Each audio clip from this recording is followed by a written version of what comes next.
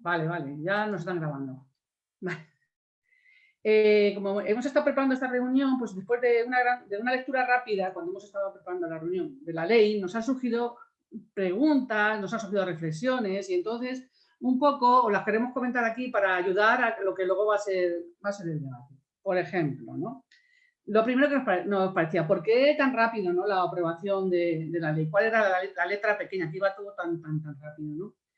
También nos preguntamos saber hasta qué punto y en qué aspectos podía ir en contra de una ley superior, que es la ley orgánica, la LOMLOE, ¿no? También le dábamos vuelta. Nos daba la impresión así, a una primera vista, no sabemos si nos equivocamos, pero creemos que es así, ¿no? Que lo que querían es abrir el marco para ganar en el discurso de la libertad de elección de centros y de esa manera proteger los conciertos que ya existen, nos parecía. También nos llamaba la atención que se centraba mucho en las palabras, así leyendo un poco, hemos leído la ley muy por encima, la verdad. Necesidades educativas especiales, hablaba de inclusión, ¿no? Lo relacionaba con, y no entendíamos tampoco muy bien de qué iba, a qué se refería esa inclusión o y en qué iban a terminar esto de necesidades educativas especiales, que tanto importancia supuestamente la ley le daba. Luego también en el caso de que efectivamente al analizar considerásemos, la verdad que tenemos nuestras grandes dudas, ¿no? De que fuera interesante para la educación pública, también un poco valorar qué fisuras o cómo defender la educación que pensamos que tiene que tener la educación pública, en caso concreto de Vallecas o de Madrid, dentro de esta nueva legislación que estaba preparando, ¿no? También nos llamaba la atención no ya lo que aparece, sino lo que se omite y no aparece, ¿no? ¿Qué aspectos importantes pensáis que omitía la ley, ¿no? Se nos ocurría, por ejemplo, hablaban de inclusión, pero del tema de equidad no sabemos, no entendíamos, ¿no? También cómo iba a afectar quizá esta segregación escolar madrileña, esta segregación escolar con la ley, ¿no? Y por otro lado también, de todas las cosas que ya digo que es como una lluvia de ideas que estábamos, cuando preparamos este encuentro, ¿no? Nos parecía, como no puede quizás suponer la desaparición de centros públicos que no tengan mucha demanda, podría ser también. ¿O a qué se refiere la ley con los conceptos de enseñanzas postobligatorias cuando dice que tendrán carácter singular? No entendíamos. O ya nos entraba un poco de risa, ¿no? ¿Qué sentido tenía la defensa del castellano en Madrid? ¿No? Pues así, estas cosas, entre otras, así de la primera, nos las planteamos porque se nos plantearon a nosotras, ¿no? Y sí, ahora sí, pues para profundizar en este tema, pues hemos intentado buscar a gente que pensamos que nos podéis ayudar en ello, ¿no? Entonces, realmente tenemos tres participantes, tres ponentes aquí, ¿no? Tenemos a Marinette Alves, que es una compañera de la plataforma, que sí que un poco os va a comentar quiénes somos, ¿no? Nuestra identidad y por qué estamos aquí. No es tanto hablar de la ley en sí. Por otro lado tenemos a Marisa Villalba, que es orientadora, que ha sido asesora en los centros de profesores, de formación de profesores, y que participa en la Junta Directiva de la Asociación PACME Pública, que son profesores de atención a la diversidad, tanto que habla de atención a la diversidad, a ver por dónde podemos meter mano. Y al compañero Agustín Moreno, que también ha sido profesor y compañero de luchas vallecanas en la plataforma, activista y diputado regional, que de primera mano ha estado viviendo, yo creo, intensamente todo este trajín de la ley maestra. Y yo creo que, sin más, creo que no me dejo nada. Os dejo primero, vamos a hacer una primera parte, que es la le dejamos a los tres ponentes que se expliquen un poco, bastante, lo que hagan falta. Y a continuación, pues nuestra intención es abrir coloquio, ¿no? Que sería la segunda parte de este encuentro. Así es que vamos allá, ¿os parece? Sí, pues Marinette, te toca. Marinette, sí, por ahí, ¿no? Sí, vale. Yo he preparado unas filminas, unas diapositivas, nada más por ordenarme a mí, ¿vale? Es un esquemita para contaros brevemente lo que es la plataforma. ¿Se ve? Sí, ¿no? La plataforma de Vallecas llevamos funcionando desde el 96, con el objetivo desde el principio de defender la escuela pública, ¿no? Porque creemos en la necesidad de la escuela pública y desde aquellos momentos nos parecía que era necesario orquestar su defensa porque había peligros. ¿Qué hacemos? Acompañamos la información local, o sea, prestamos atención a lo que va pasando en los 2 distritos de Vallecas, y sobre todo partimos de la información volcada por los propios centros, digamos, por las comunidades educativas, para conocer la situación concreta en nuestra zona.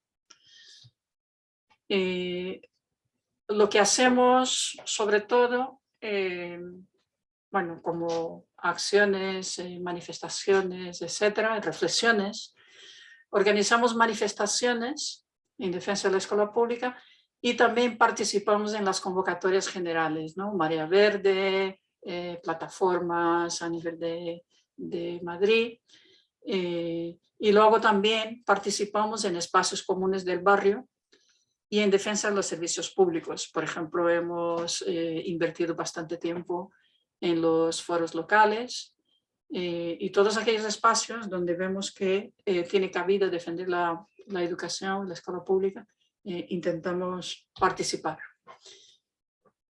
Nuestros valores son los mismos de la escuela pública, como por ejemplo la igualdad, la participación, la solidaridad, la democracia, la transparencia.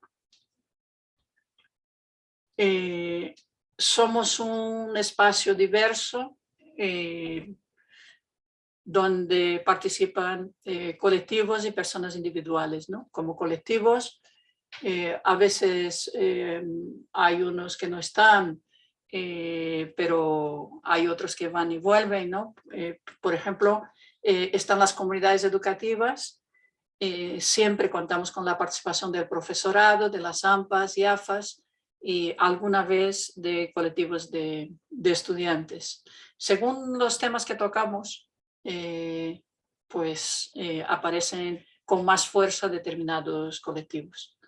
Luego también las organizaciones sindicales, también entidades vecinales y sociales, la delegación de la FAPA, organizaciones políticas y personas a título individual. La puerta está abierta para todo el mundo que quiera compartir el trabajo.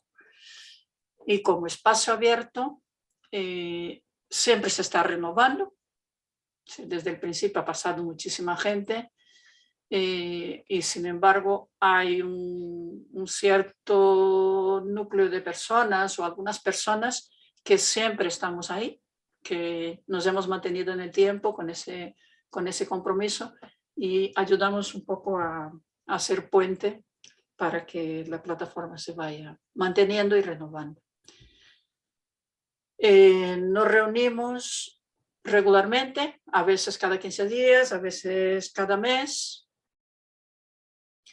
Y como os decía, la participación, pues normalmente no somos menos de 10. A veces llegamos a 20, las asambleas a veces son muy numerosas, otras veces son más escasas, pero hay como una participación intermitente, pero constante. Funciona porque hay motivación. Cómo funcionamos también, combinamos las capacidades, habilidades, competencias y disponibilidades. La plataforma funciona con el trabajo común de las personas, ¿no? Si dejamos de colaborar, la máquina se para, pero siempre ponemos sobre la mesa las capacidades y posibilidades y así vamos funcionando. En el tema de recursos económicos, recursos humanos y materiales, además de compartir el trabajo personal, ¿no? Poner en común los recursos personales, A veces necesitamos de los recursos de las organizaciones y lo comparten, recursos técnicos, espacios, a veces la personalidad jurídica, ¿no? Porque somos plataforma o para pedir un permiso para una manifestación o para organizar una reunión en determinados espacios, lo ponen las organizaciones. Y luego está la autofinanciación con las camisetas, que es algo muy importante, porque aparte del mensaje de la escuela pública, es un recurso que siempre está ahí para financiar las acciones de la plataforma. Y también a veces hay aportaciones económicas voluntarias, ¿no? Voluntarias, es decir, que a lo mejor es un colectivo que tiene un recurso y quiere donar y tal, y ofrece la plataforma. Y poco más. Era simplemente decir unas palabras para situaros en quiénes somos y por qué hacemos esa convocatoria, que yo creo que ya lo ha explicado Consuelo.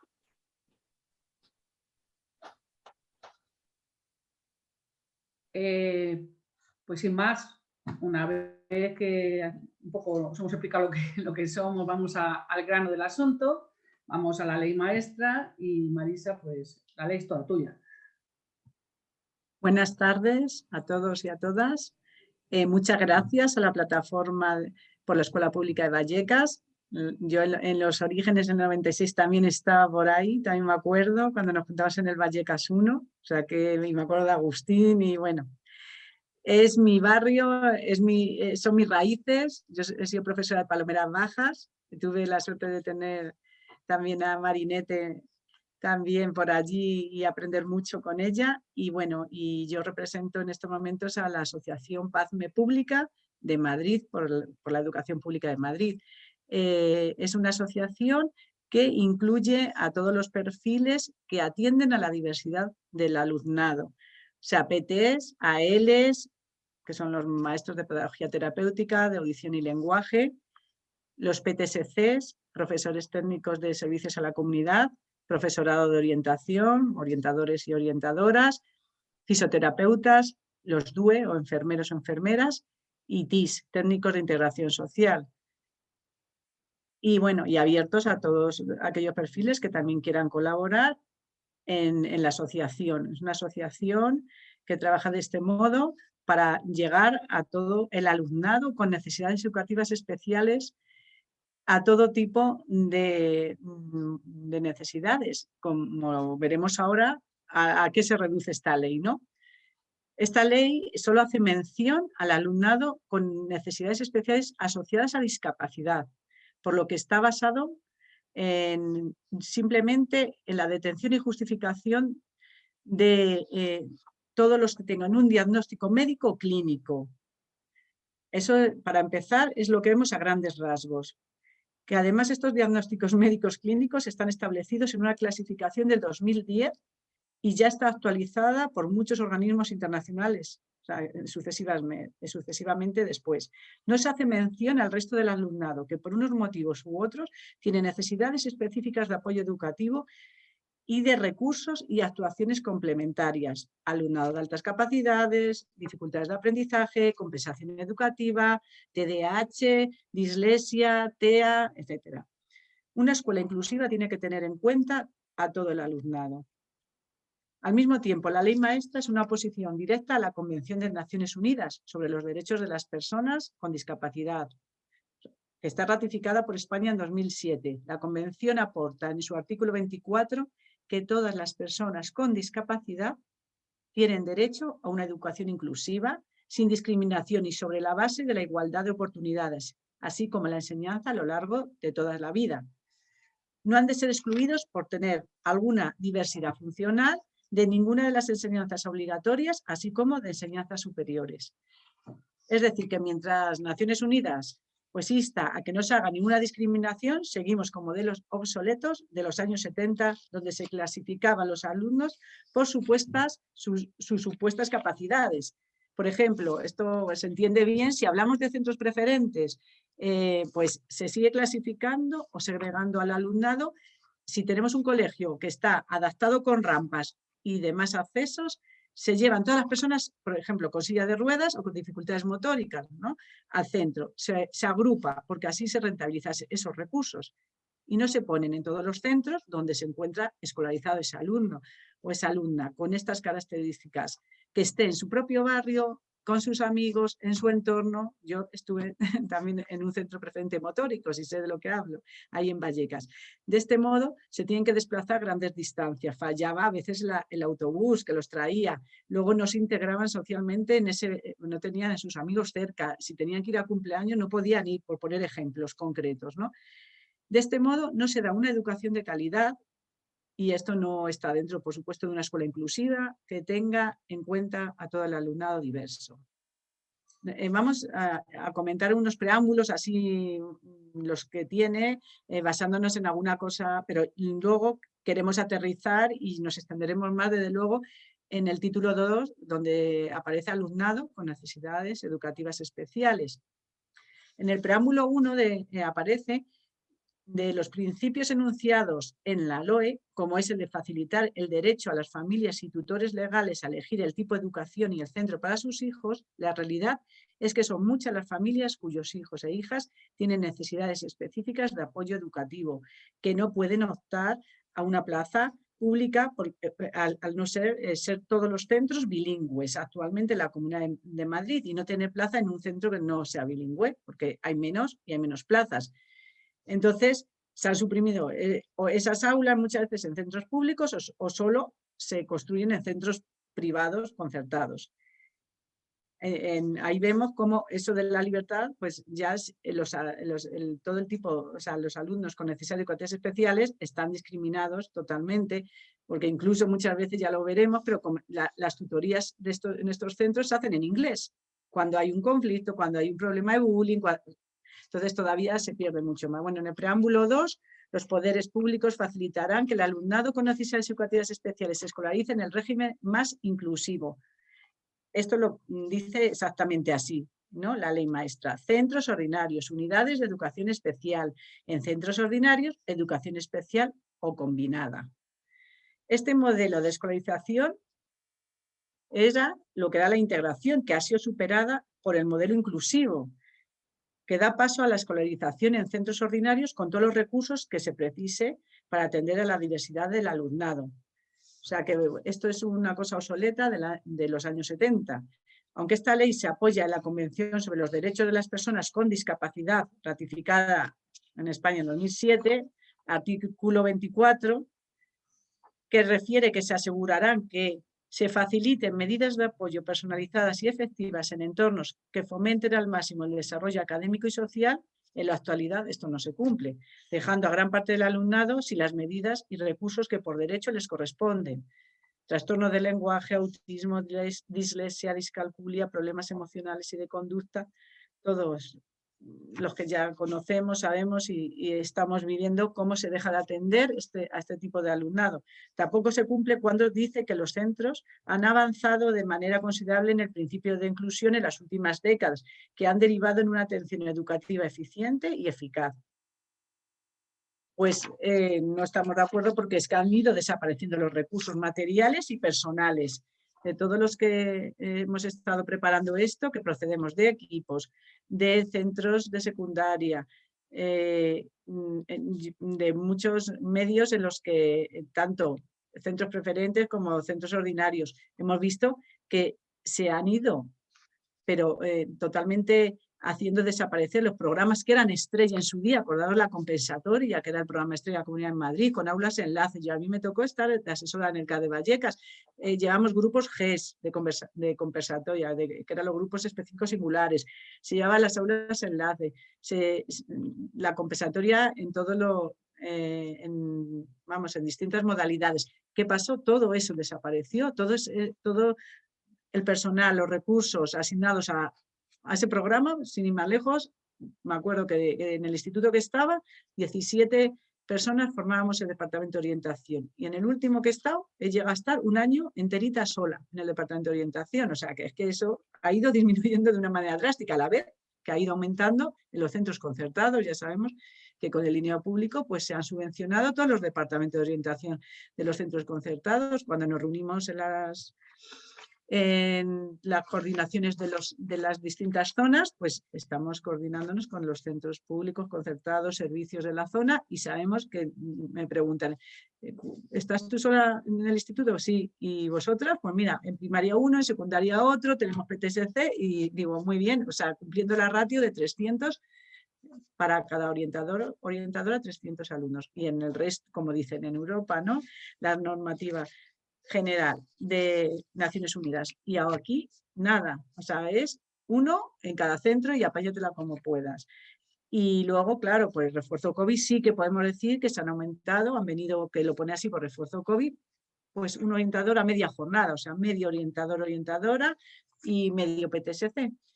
Bueno, refiere también la ley que esta situación de supuesto avance ha implicado cambios significativos en los centros de educación especial, que se han instituido especialmente en centros en los que se atiende a un tipo de alumnado que requiere apoyos muy especializados e intensivos durante toda la jornada escolar. Entonces, esto, como lo dice la ley, ya se hacía y se recogía en el Real Decreto de 95 de ordenación de la educación especial del alumnado con necesidades educativas especiales, vigente ya en la Comunidad de Madrid. Y al no haber desarrollado desde entonces ninguna otra normativa relacionada con atención a la diversidad desde el 96, o sea, algunas órdenes ministeriales, algunas resoluciones hasta el 2006, pero estas funciones y todo lo que se ha quedado obsoleto, porque la realidad ha ido cambiando y hemos asumido muchísimas más funciones. Entonces sabemos aquí que todos los departamentos de orientación, pues hemos ido cada año de 4 o 5 funciones en 3 programas específicos que teníamos que intervenir, ahora ya está, vamos, no duplicada, sino triplicada y más. Y además no tienen que ver, y esto es porque no se han desarrollado ninguna nueva ley desde el 95-96 y después solo resoluciones que han ido cambiando. Y además de un año para otro, como diremos después, cómo la normativa de horario, la normativa de dietas, se incumplen leyes de rango superior y a decretazo cambian totalmente de un año para otro las circunstancias, las funciones, como veremos de los equipos, ¿no? De lo que ha pasado este año. Con respecto al alumnado ya de necesidades educativas especiales, nos metemos directamente en los... Vamos a hacer unos cuantos artículos, hemos cogido que más nos han llamado la atención, ¿no? Y donde más podemos decir que está claro que se está incumpliendo y que esto no, las medidas que ponen no son para mejora, sino vemos que es un retroceso. Entonces, en el título 2 del alumnado con necesidades educativas especiales, como hemos dicho anteriormente, se deja fuera al resto del alumnado que presenta necesidades educativas especiales no consideradas especiales derivadas de discapacidad, que sí están incluidas en la normativa de rango superior de la LOMLOE y que también requieren recursos y programas específicos, ¿vale? Dificultades de aprendizaje, dislexia, TDAH, compensatoria, altas capacidades y otras, ¿no? Por su historial personal. En la escolarización del alumnado con necesidades educativas especiales queremos hacer mención del artículo 11, en los criterios de escolarización. La LOMLOE establece que el alumnado se escolarizará en centros ordinarios con todos los recursos que precise, excepto cuando tenga una gran afectación que requiera escolarización en centros de educación especial. Son los recursos, por lo tanto, los que deberán estar en los centros según ese alumnado escolarizado. Sin embargo, la ley maestra continúa en el modelo establecido hasta ahora por el que es el alumnado el que va a determinados centros donde se concentran los recursos y no al revés. Así no se respeta el derecho de elección de centro por las familias, no pudiendo elegir los más próximos a su domicilio. Por ejemplo, por donde van los hermanos, las hermanas, ¿no? Los familiares. Se tendría que dar recursos a los centros en función del número de alumnos que lo requieran. Actualmente son muchos los alumnos con trastornos del lenguaje que sabemos que no reciben apoyo especialista de AL. Y los que estamos aquí en secundaria sabemos que no lo quitaron y no hemos vuelto a tener AL desde, yo creo que hace 12 o 15 años, a pesar de estar recogido en sus dictámenes de escolarización. En otras ocasiones, aún sabiendo que parte del alumnado necesita unos recursos más especializados, como es en el caso de los centros ordinarios TEA, se les obliga a estar en un curso escolarizado con recursos totalmente suficientes, porque se les obliga a estar un periodo de tiempo antes de poder pasar a tener los recursos. Las ratios de profesionales que corresponden también a los PTSAL tampoco se cumplen. Así que, bueno, se da instrucciones también a los profesionales de orientación para que no incluya necesidades de AL en IES, aunque tengan un trastorno del lenguaje o autismo. Dice, no, como no lo va a ver, pues no lo ponga porque no se le va a dar, pero sería al revés, habría que ponerlo para luchar por ello.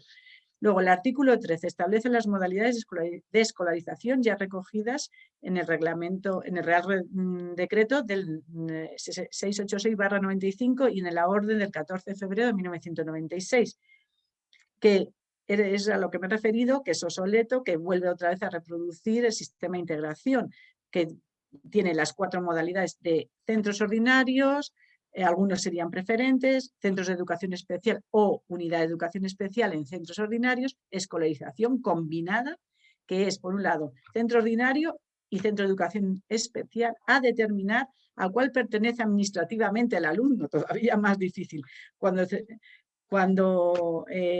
pueda estar en ambos, que esto es un despropósito, ¿no? Va en contra del fin básico educativo de conseguir una socialización del alumnado. ¿Cómo va a estar en 2? Y ya cuesta muchas veces, ¿no?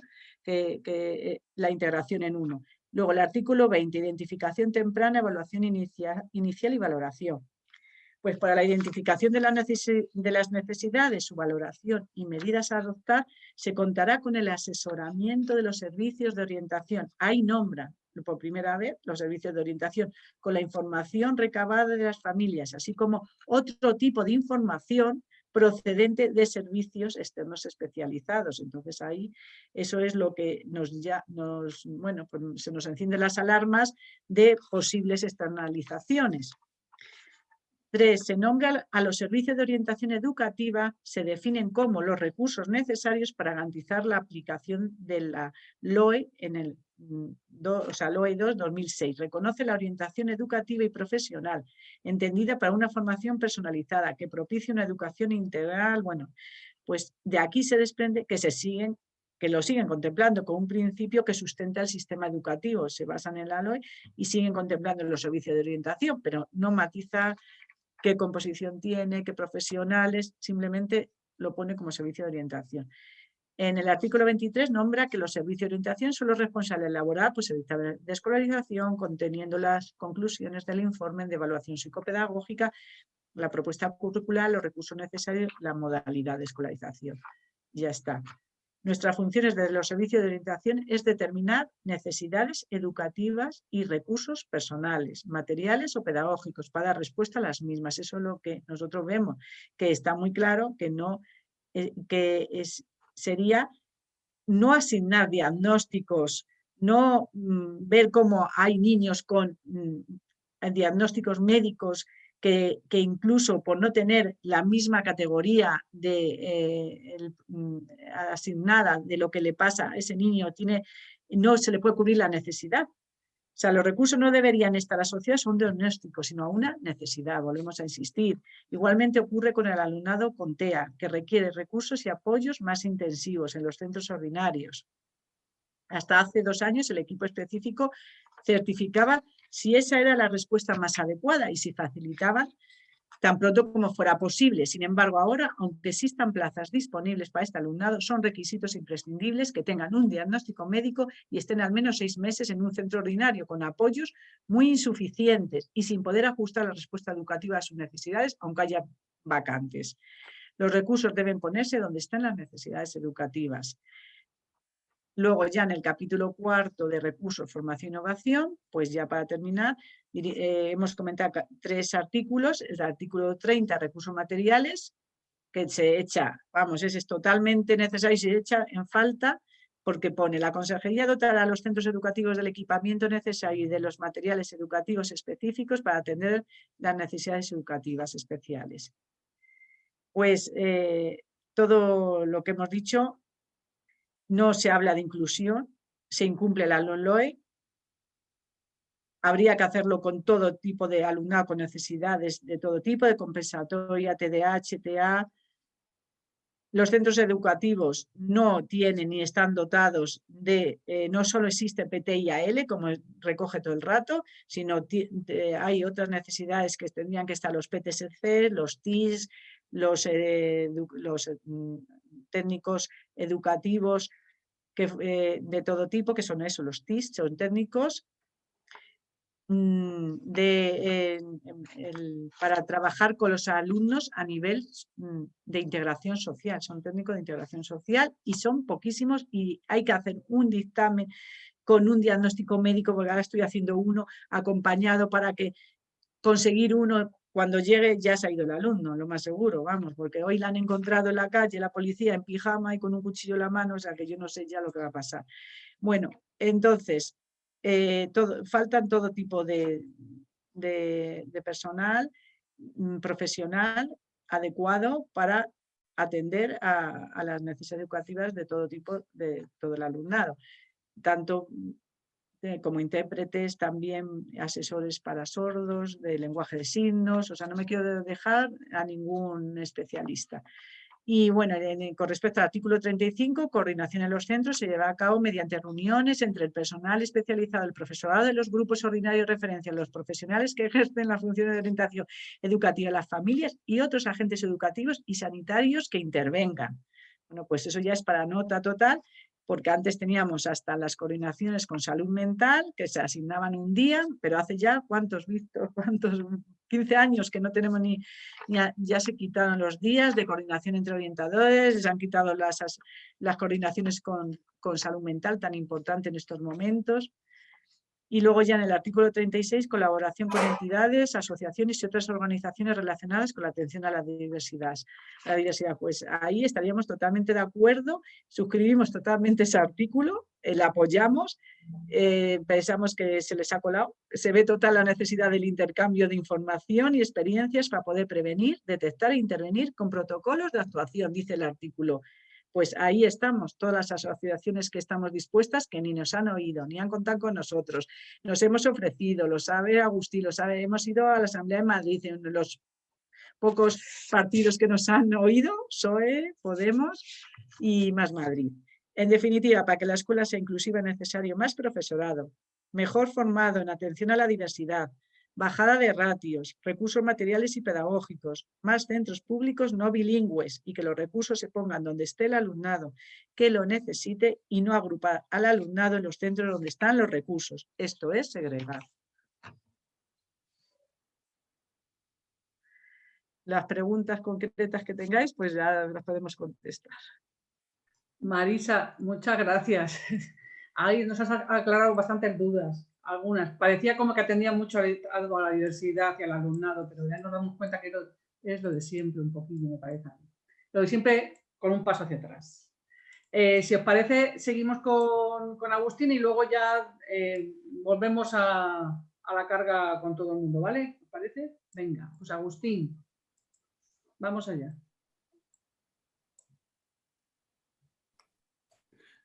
Hola, buenas tardes a todas y a todos.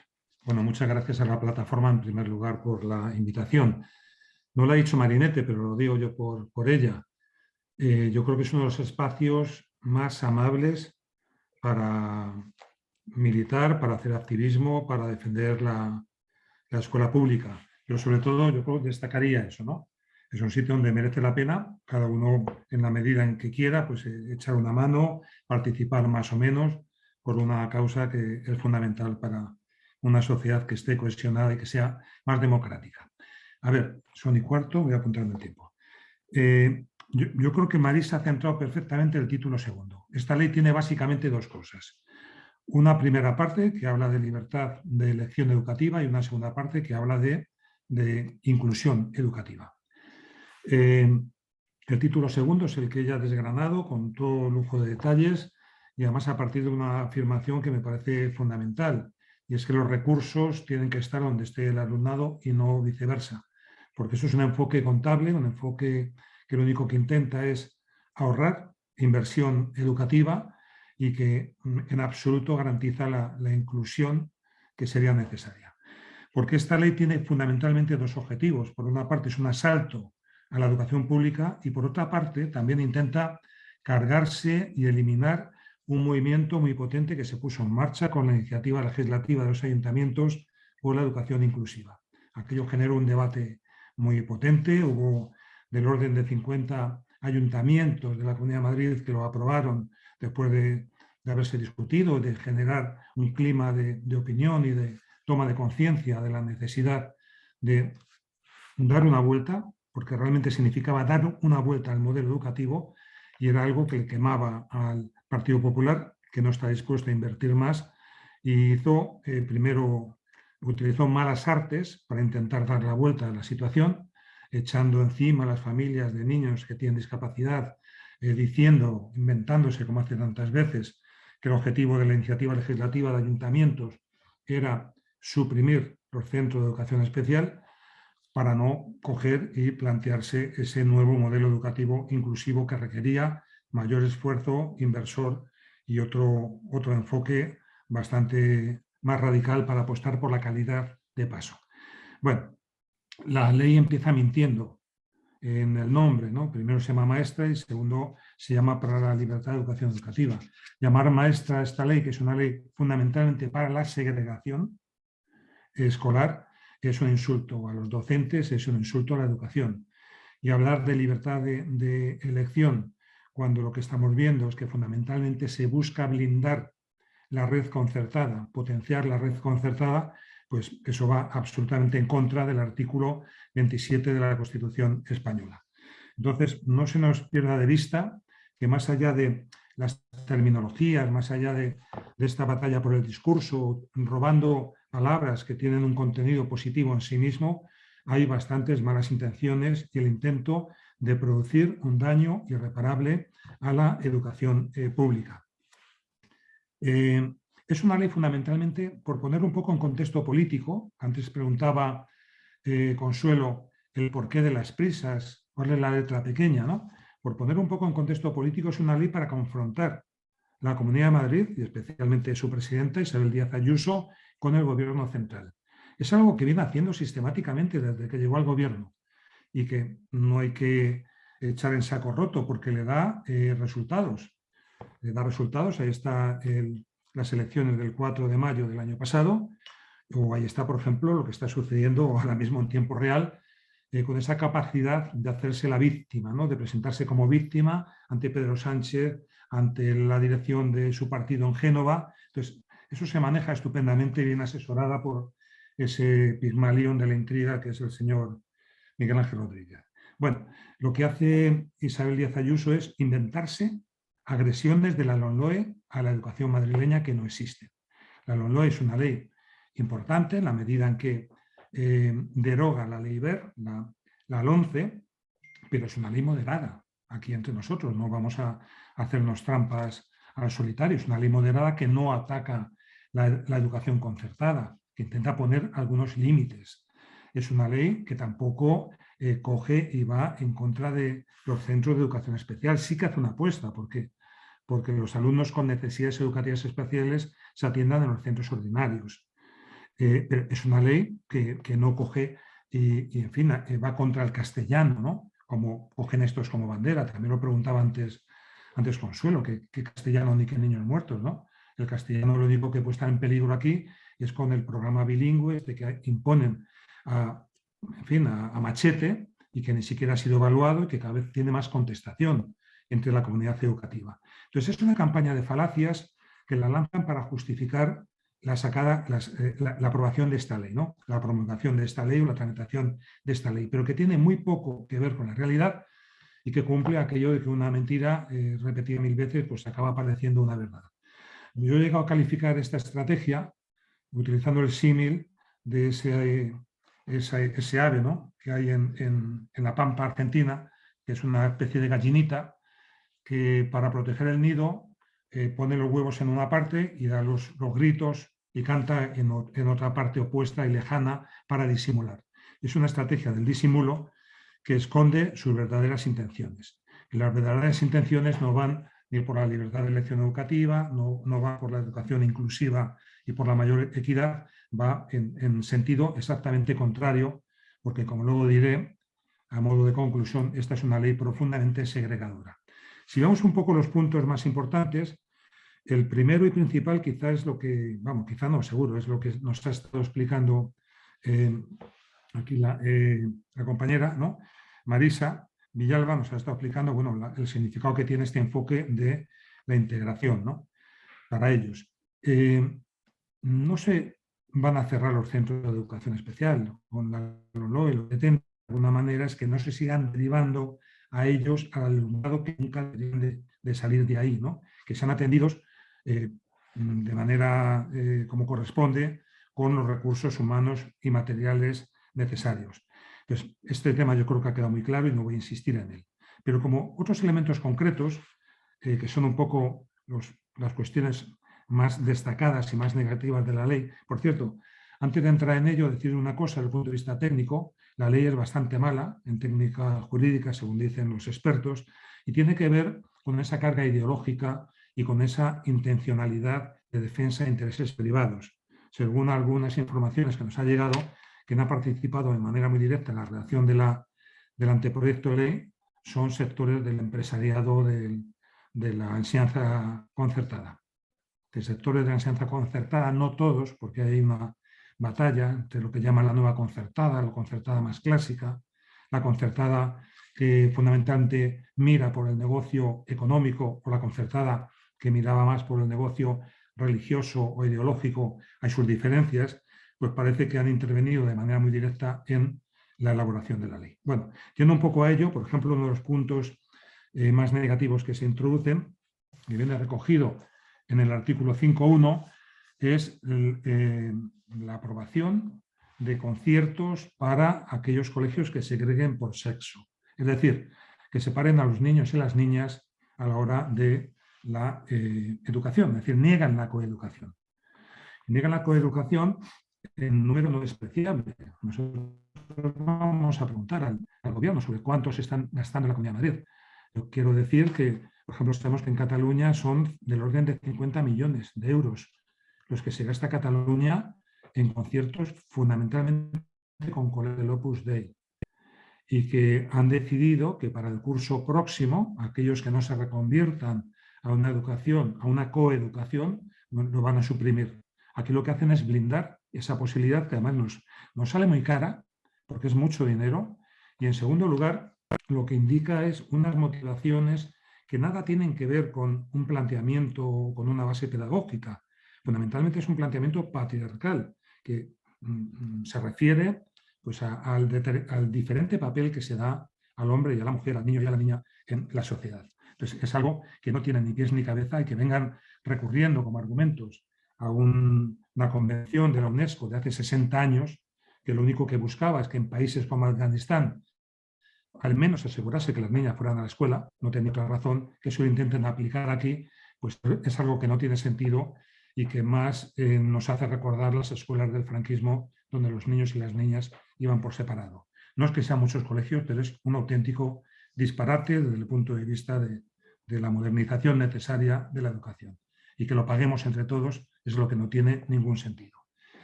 Un segundo elemento importante es el del suelo público, que está en el artículo 7.3.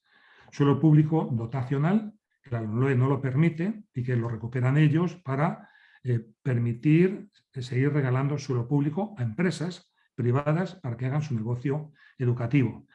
Este es un tema que no hay tampoco por dónde cogerlo, porque es un patrimonio común, es algo de todos y que debería dedicarse exclusivamente a ese suelo a la escuela pública, a la educación pública.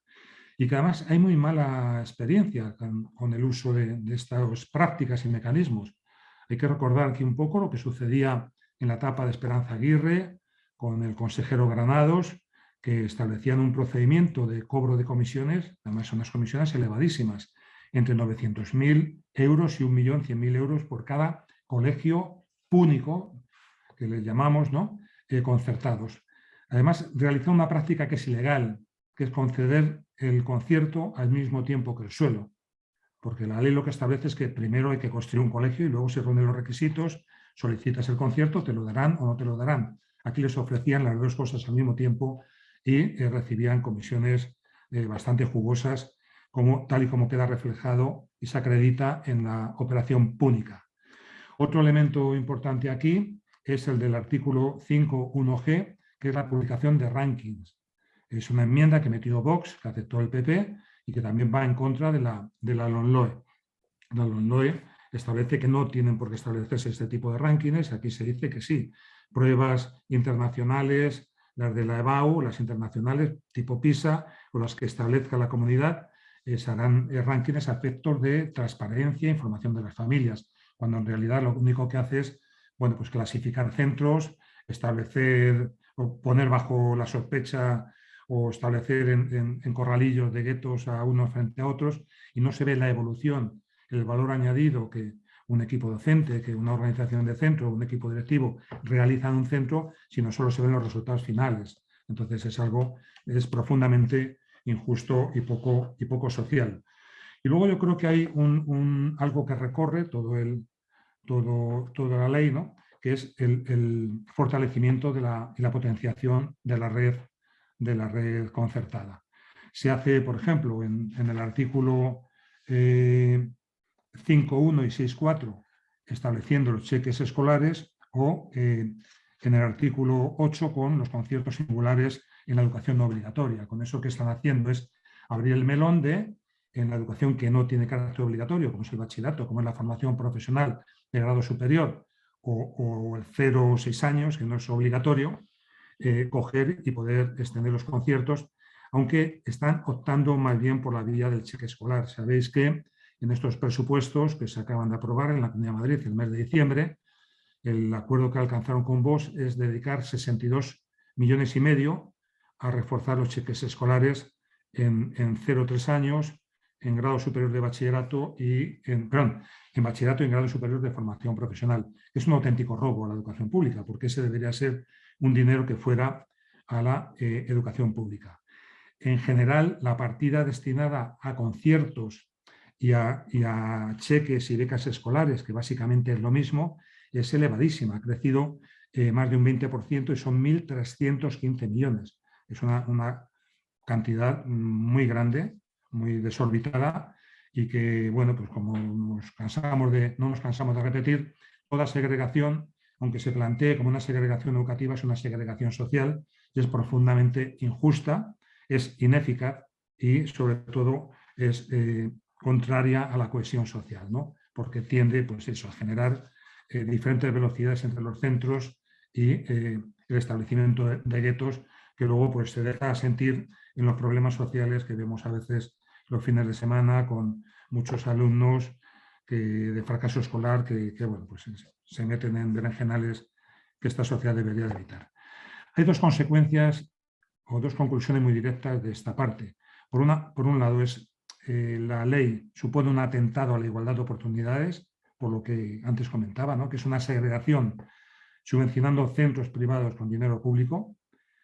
Y en segundo lugar, porque es de traer de manera, en fin, realmente escandalosa, recursos que deberían de ir a los centros públicos y a las familias con más necesidades. Para que os hagáis una idea, esto del cheque escolar, que lo venden como si fuera algo extraordinario, establece unas condiciones de tal forma que una familia que tenga, si solo una familia, imaginemos que es una familia de 4 personas, los 2 progenitores y 2 niños, ¿no? De 4 personas.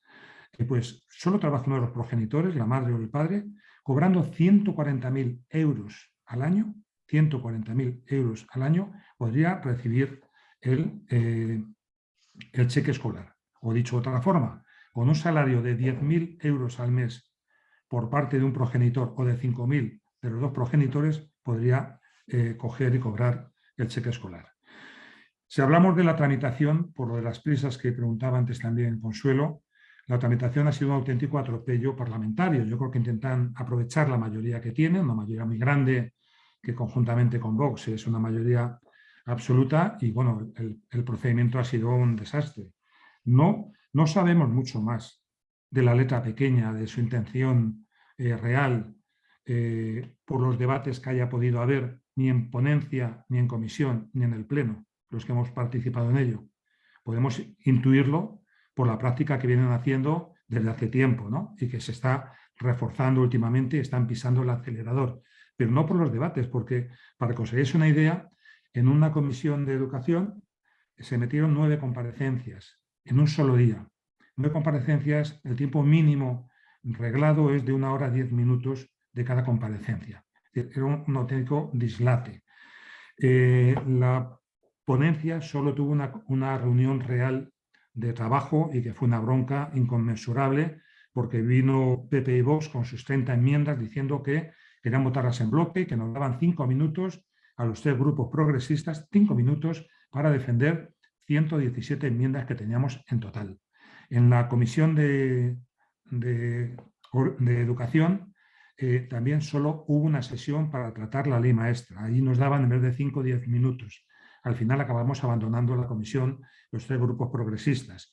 Y luego ha habido 2 debates en pleno, un debate a la totalidad, que es al inicio del procedimiento, y un debate final de cierre y aprobación, que son debates donde se ventila con 10 minutos de intervención por cada parte y que no da lugar más que a grandes consideraciones, en fin, a los grandes argumentos.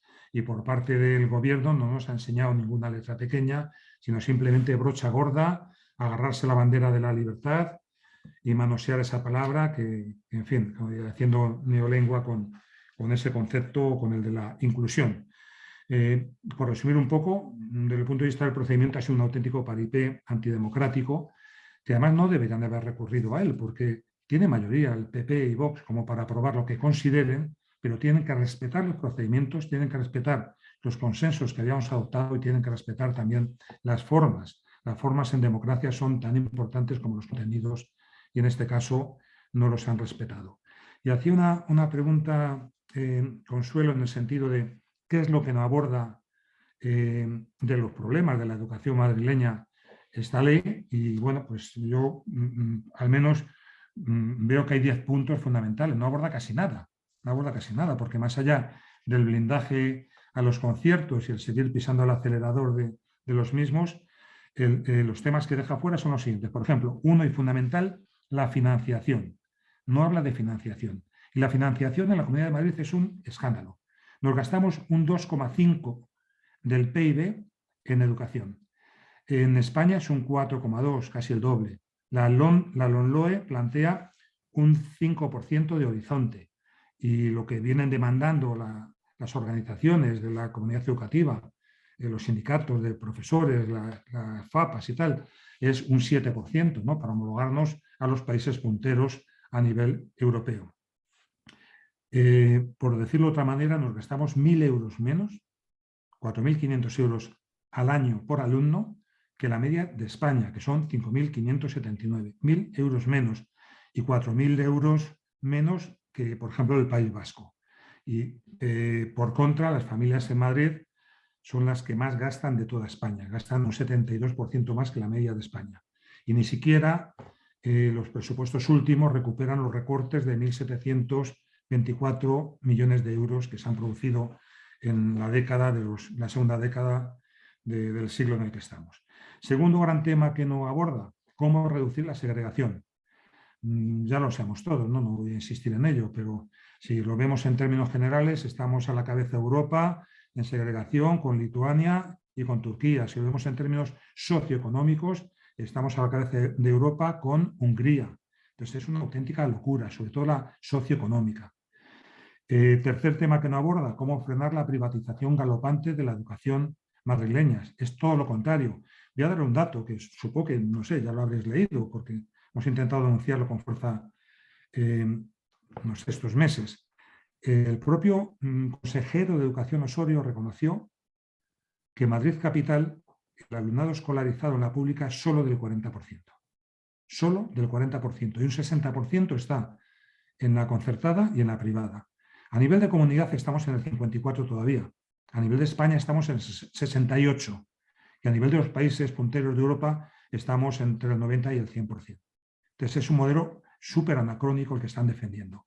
Y todavía se jactaba Osorio que había barrios donde el porcentaje de alumnado escolarizado fuera de la pública era del 70%.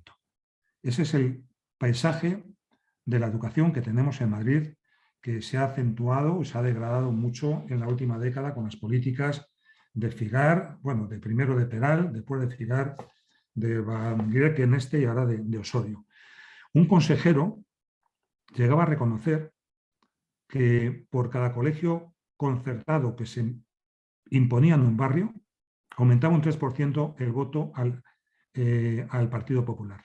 Y aquí hemos enfrentado un programa de ingeniería social con temas como la escuela concertada. Cuando decimos colegio concertado, no es el colegio que tenemos en la cabeza, un CEIP, que tiene un número, no sé, 200, 300, 500, no. Cuando hablamos de colegio concertado estamos hablando de colegios que suelen coger de 0 a 18 años y que suelen tener un volumen de alumnado del orden de 1.500, de 2.000 alumnos y a veces más.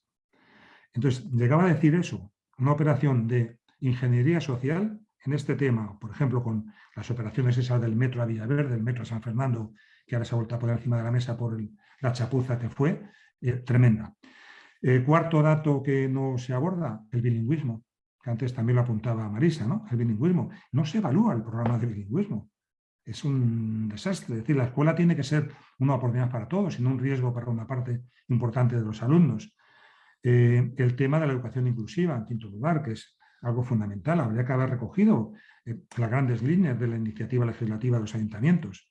En sexto lugar, la construcción de infraestructuras públicas, empezando por el 0-6 años, la educación infantil, que es absolutamente fundamental, y que el déficit que hemos calculado de plazas que se necesitarían para atender la demanda de la población en ese espacio de edad es de 152.000 plazas públicas. Es lo que se necesitaría. Sin embargo, ellos siguen apostando. Hombre, bien es verdad que no es una educación obligatoria, que puede haber familias que no tomen conciencia de la importancia para la vida del niño, para su desarrollo motórico, de aprendizaje, de socialización, de creatividad, etcétera, afectivo, tiene la educación infantil. Pero lo mismo que decimos eso, decimos en centros de primaria y secundaria o en institutos. Nosotros hemos llegado a presentar 54 enmiendas de nuevos centros e infraestructuras públicas en los presupuestos, en el proyecto de presupuestos para el año 2022, que no se han aceptado.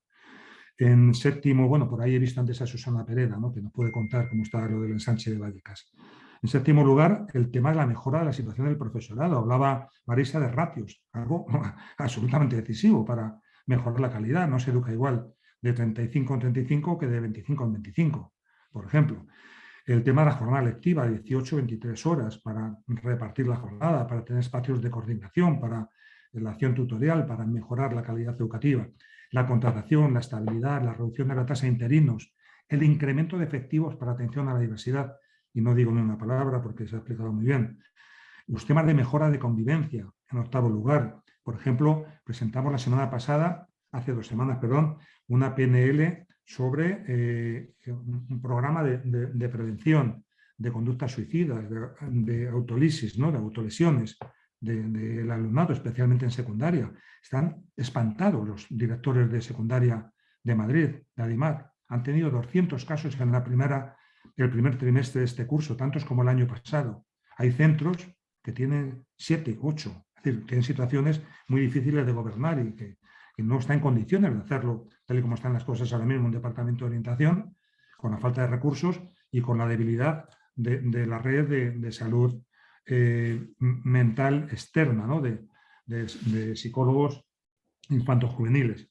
Los temas de renovación pedagógica, los temas de poner coto a los cobros de cuotas de los centros concertados para asegurar una gratuidad en tanto en cuanto ese espacio se recicla. En fin, que prácticamente es una ley que no aborda los problemas de la educación madrileña. Es una ley, por lo tanto, que, bueno, absolutamente insuficiente.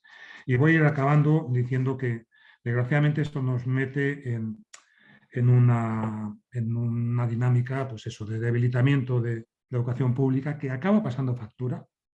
Ya veremos cuando vuelva a haber pruebas internacionales en que quedan, pero esta segregación rompe un principio que, en fin, no sé, todos los expertos, ¿no?, en educación reconocen que es fundamental, y es que rompe la heterogeneidad. La heterogeneidad del alumnado es algo que mejora la calidad educativa. Veo por aquí a Bárbara, me comentaban el otro día, por ejemplo, del arcipreste de ITA, la inyección que significa en heterogeneidad en el centro. La llegada ya de 3 generaciones de alumnado del Palomeras del Palomeras Bajas está siendo fundamental. Ese tema lo rompen con este sistema segregador. Los últimos resultados de PISA han sido muy mediocres. Ha pegado un bajonazo, tanto en ciencias como en matemáticas, los resultados que indican que bueno, pues que no se están haciendo las cosas bien. En definitiva, es una ley rancia, una ley mediocre, una ley anacrónica respecto al entorno europeo.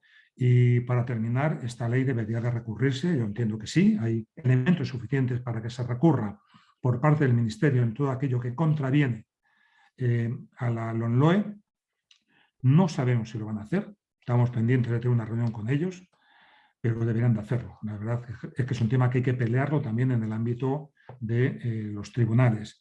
Y desde luego, desde el punto de vista político, nosotros y los que sigan, pues nos comprometemos a derogar esta ley en cuanto sea posible. Para ello es evidente que habrá que cambiar la relación de fuerzas, pero bueno, no hay que dar nada por perdido. Esta es una ley sectaria, una ley sin ningún consenso, una ley impuesta, como he contado, incluso con métodos muy autoritarios en su tramitación, y es una ley que debería ser de quita y pon, una ley que debería ser derogada en cuanto haya una mayoría política suficiente, de sentido común, y sobre todo con una actitud decente a la hora de defender lo que tiene la responsabilidad de salvaguardar por ostentar la titularidad.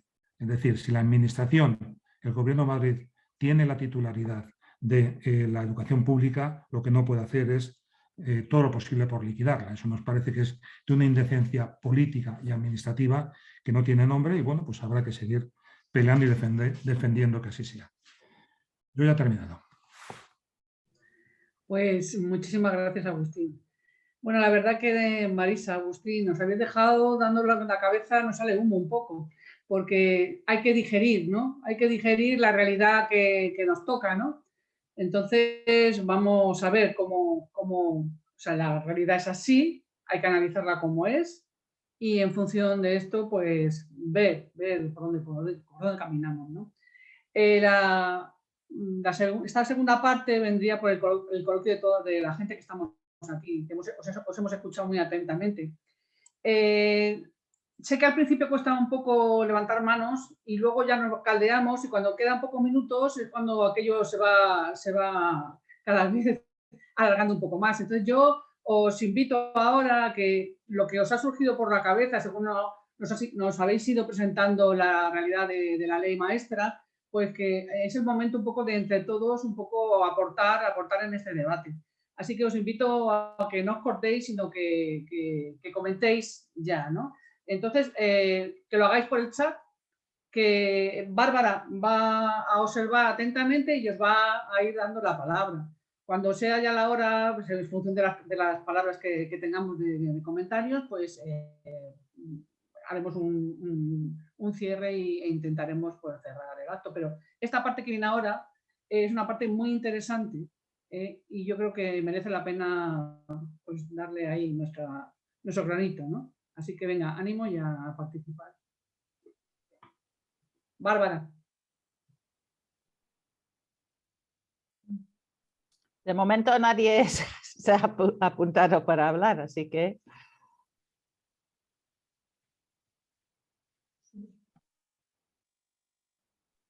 ahora veo algunas manos, pero casi mejor por el chat, ¿vale? Así lo controlo un poco mejor, ¿vale? Pues yo creo que casi mejor dar ya la primera palabra, que es, a ver, Diana Huerta. Hola, buenas tardes a todas y a todos.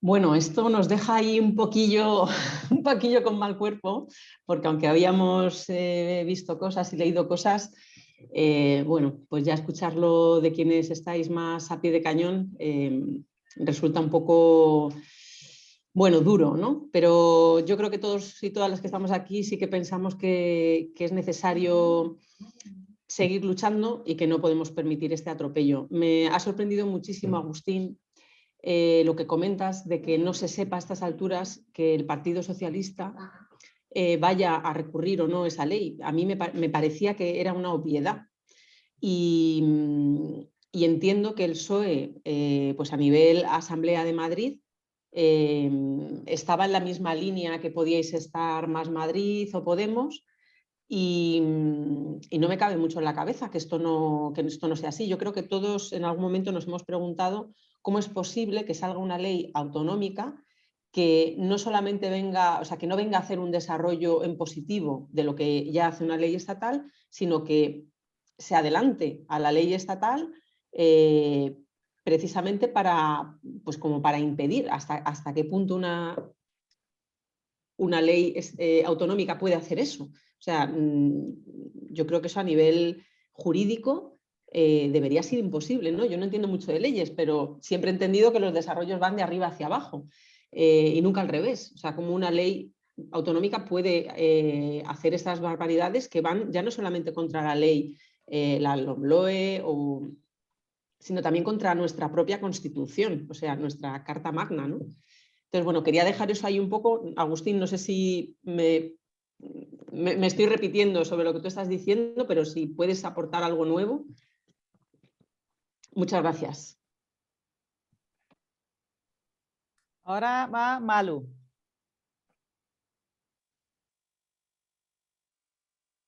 Bueno, yo, aparte de la ley, es que me ha llamado la atención y quería solamente decir desde mi punto de vista cómo he vivido yo lo de la segregación.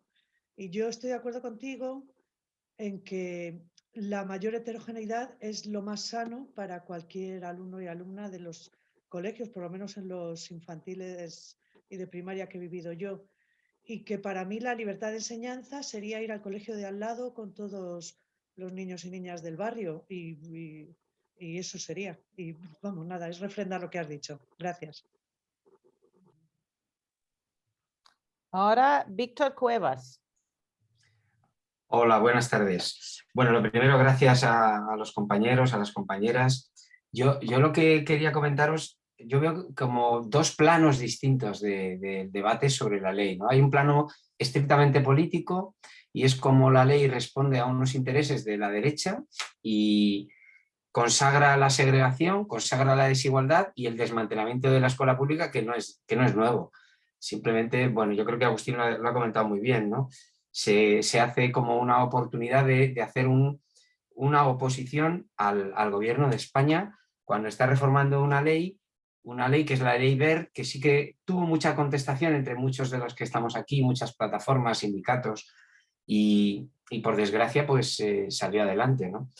Creo que hemos perdido la iniciativa de poder aportar qué es lo que queremos, ¿no? Qué tipo de sociedad queremos, porque al final una educación, cualquier ley educativa lo que dice es el tipo de sociedad a la que aspiramos, ¿no?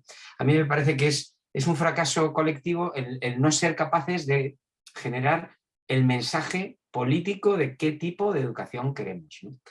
Y luego viene la parte técnica, ¿no? Yo soy orientador, conozco a alguno de vosotras que estáis por aquí y a mí me resulta desalentador lo ha dicho Marisa, ¿no? Dar una vuelta al pasado de 30 años, ¿no?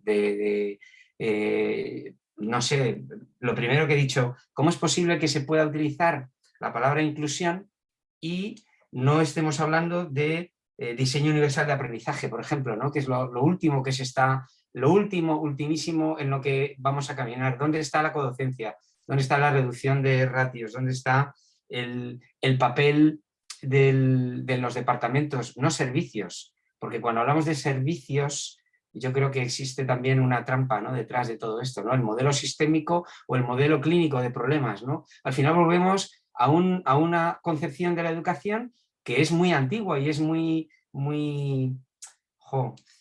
es como volver a la facultad y darte cuenta que no ha pasado el tiempo, ¿no? Y esto se ha aprobado el 15 de febrero, o sea, se ha publicado la semana pasada. Entonces yo creo, porque no me quiero extender por todos, ¿no? O sea, ¿qué pasa si no somos capaces de dar el debate en los dos planos? El plano técnico, y creo que las asociaciones de orientadores, de plataformas por la defensa de la escuela pública, sindicatos, etcétera, tenemos que hacer un debate en lo técnico. O sea, no podemos permitir que tengamos comunidades autónomas como la Comunidad Valenciana, donde están dando pasos de gigante hacia la educación del siglo XXI y nosotros la demos hacia la del siglo XX. Y el plano político que corresponde más a sindicatos, a la plataforma, etcétera, ¿no? Yo era un poco porque creo que estamos hablando de dos debates que son paralelos, pero son diferentes, ¿no?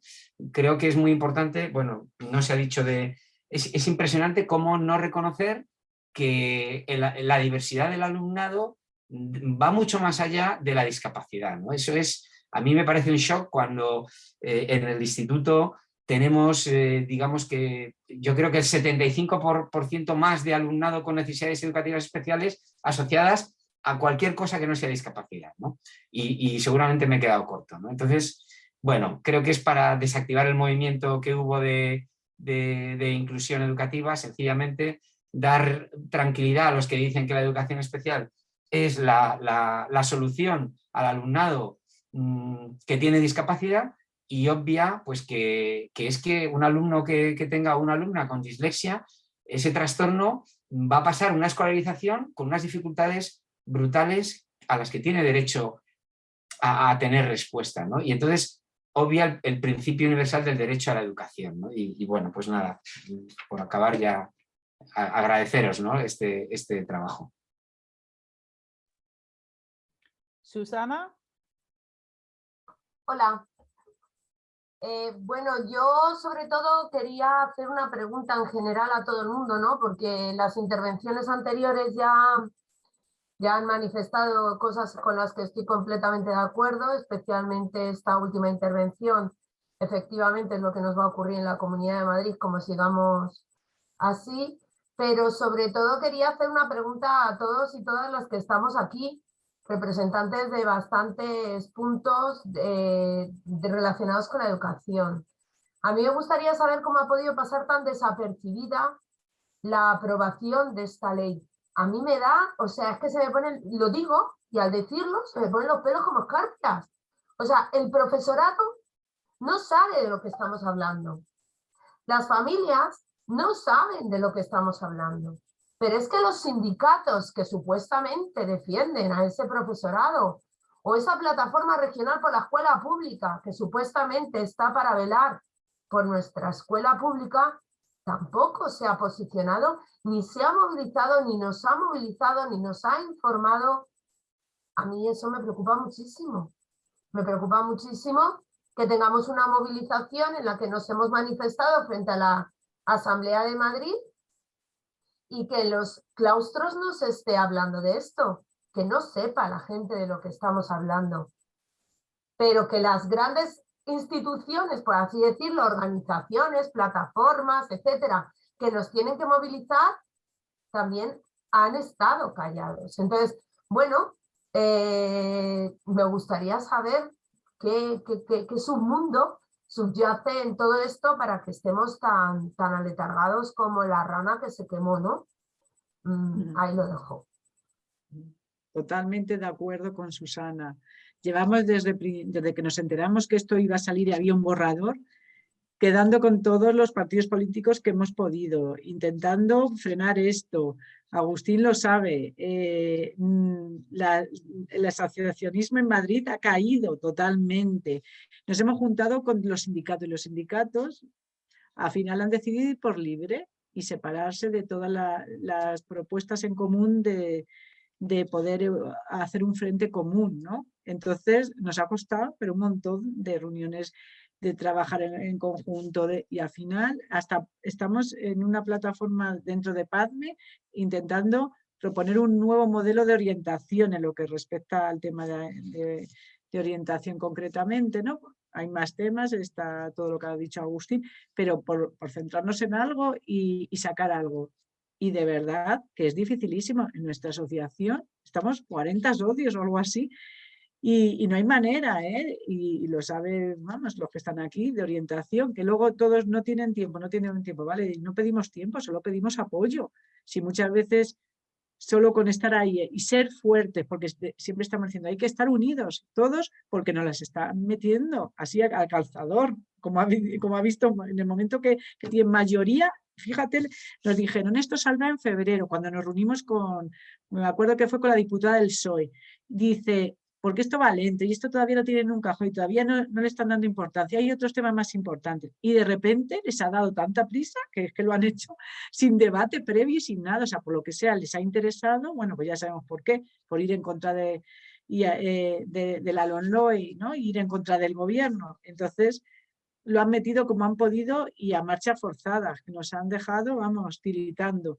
Pero sí que la plataforma de Vallecas por la Escuela Pública, aquí está, este debate es el primero la primera plataforma que se ha molestado, lo ha organizado y desde luego no todos estamos sin hacer nada, pero estamos pocos y desde luego los sindicatos tampoco nos han apoyado en ese sentido, y en el sentido de unirnos. Yo no digo que no hagan nada, sino que es que en este momento no solo hay que hacer, sino unirse todos para hacer más fuerza, porque sabemos que los que están unidos y tienen más votos lo consiguen, ¿no?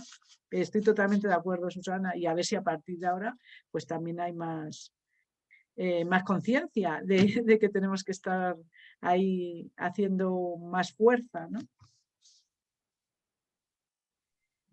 Como no hay más palabras, yo quería colarme y preguntar a Agustín un poco más sobre una cosa que he mencionado, que es, ha dicho algo como que por cada colegio concertado sube, que pone el PP o que pone el gobierno regional en un sitio, pues sube el voto del PP. Obviamente, las leyes de educación principalmente afectan a nuestro alumnado y profesorado y la comunidad educativa, pero la ingeniería social que supone ponerlos esa libertad de elegir colegio y de elegir de forma individual algo diferente para nuestros hijos o hijas, yo creo que ha colado y muchísimo en la sociedad. Entonces, no sabía que había tal cálculo. A ver, obviamente en nivel general, pero sí me interesaría saber más, porque la educación, pues claro, cambia a nuestra sociedad.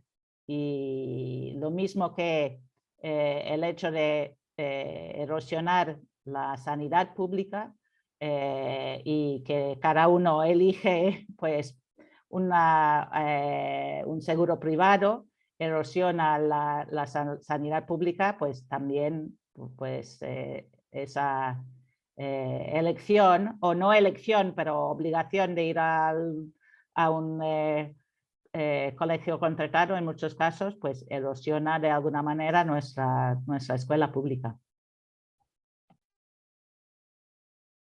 Si no hay nadie, opino un poco sobre lo que preguntaba Bárbara, ¿no?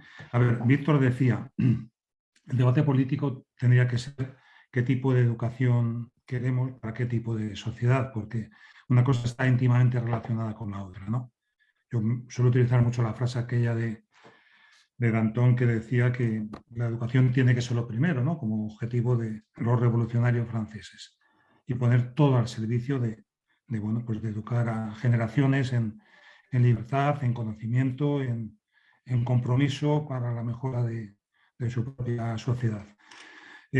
Aquí no, yo creo que la educación se utiliza de manera muy instrumental, por una parte, claro, para reproducir el sistema y preparar a personas formadas y cualificadas en determinados oficios y profesiones, pero no es el objetivo principal. El objetivo principal es reproducir el sistema, un sistema, bueno, pues de personas acríticas, de personas que, más que transformar la realidad, se adapten a la realidad, asuman la realidad, acepten el statu quo. Es decir, lo contrario de lo que podía decir Paulo Freire, ¿no?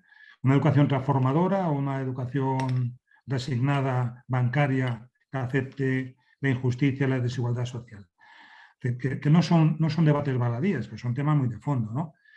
Y luego está el tema del negocio. Yo creo que hay quien enfoca fundamentalmente la educación como un negocio económico, pero la parte del negocio ideológico, religioso y político a veces pasa más desapercibida.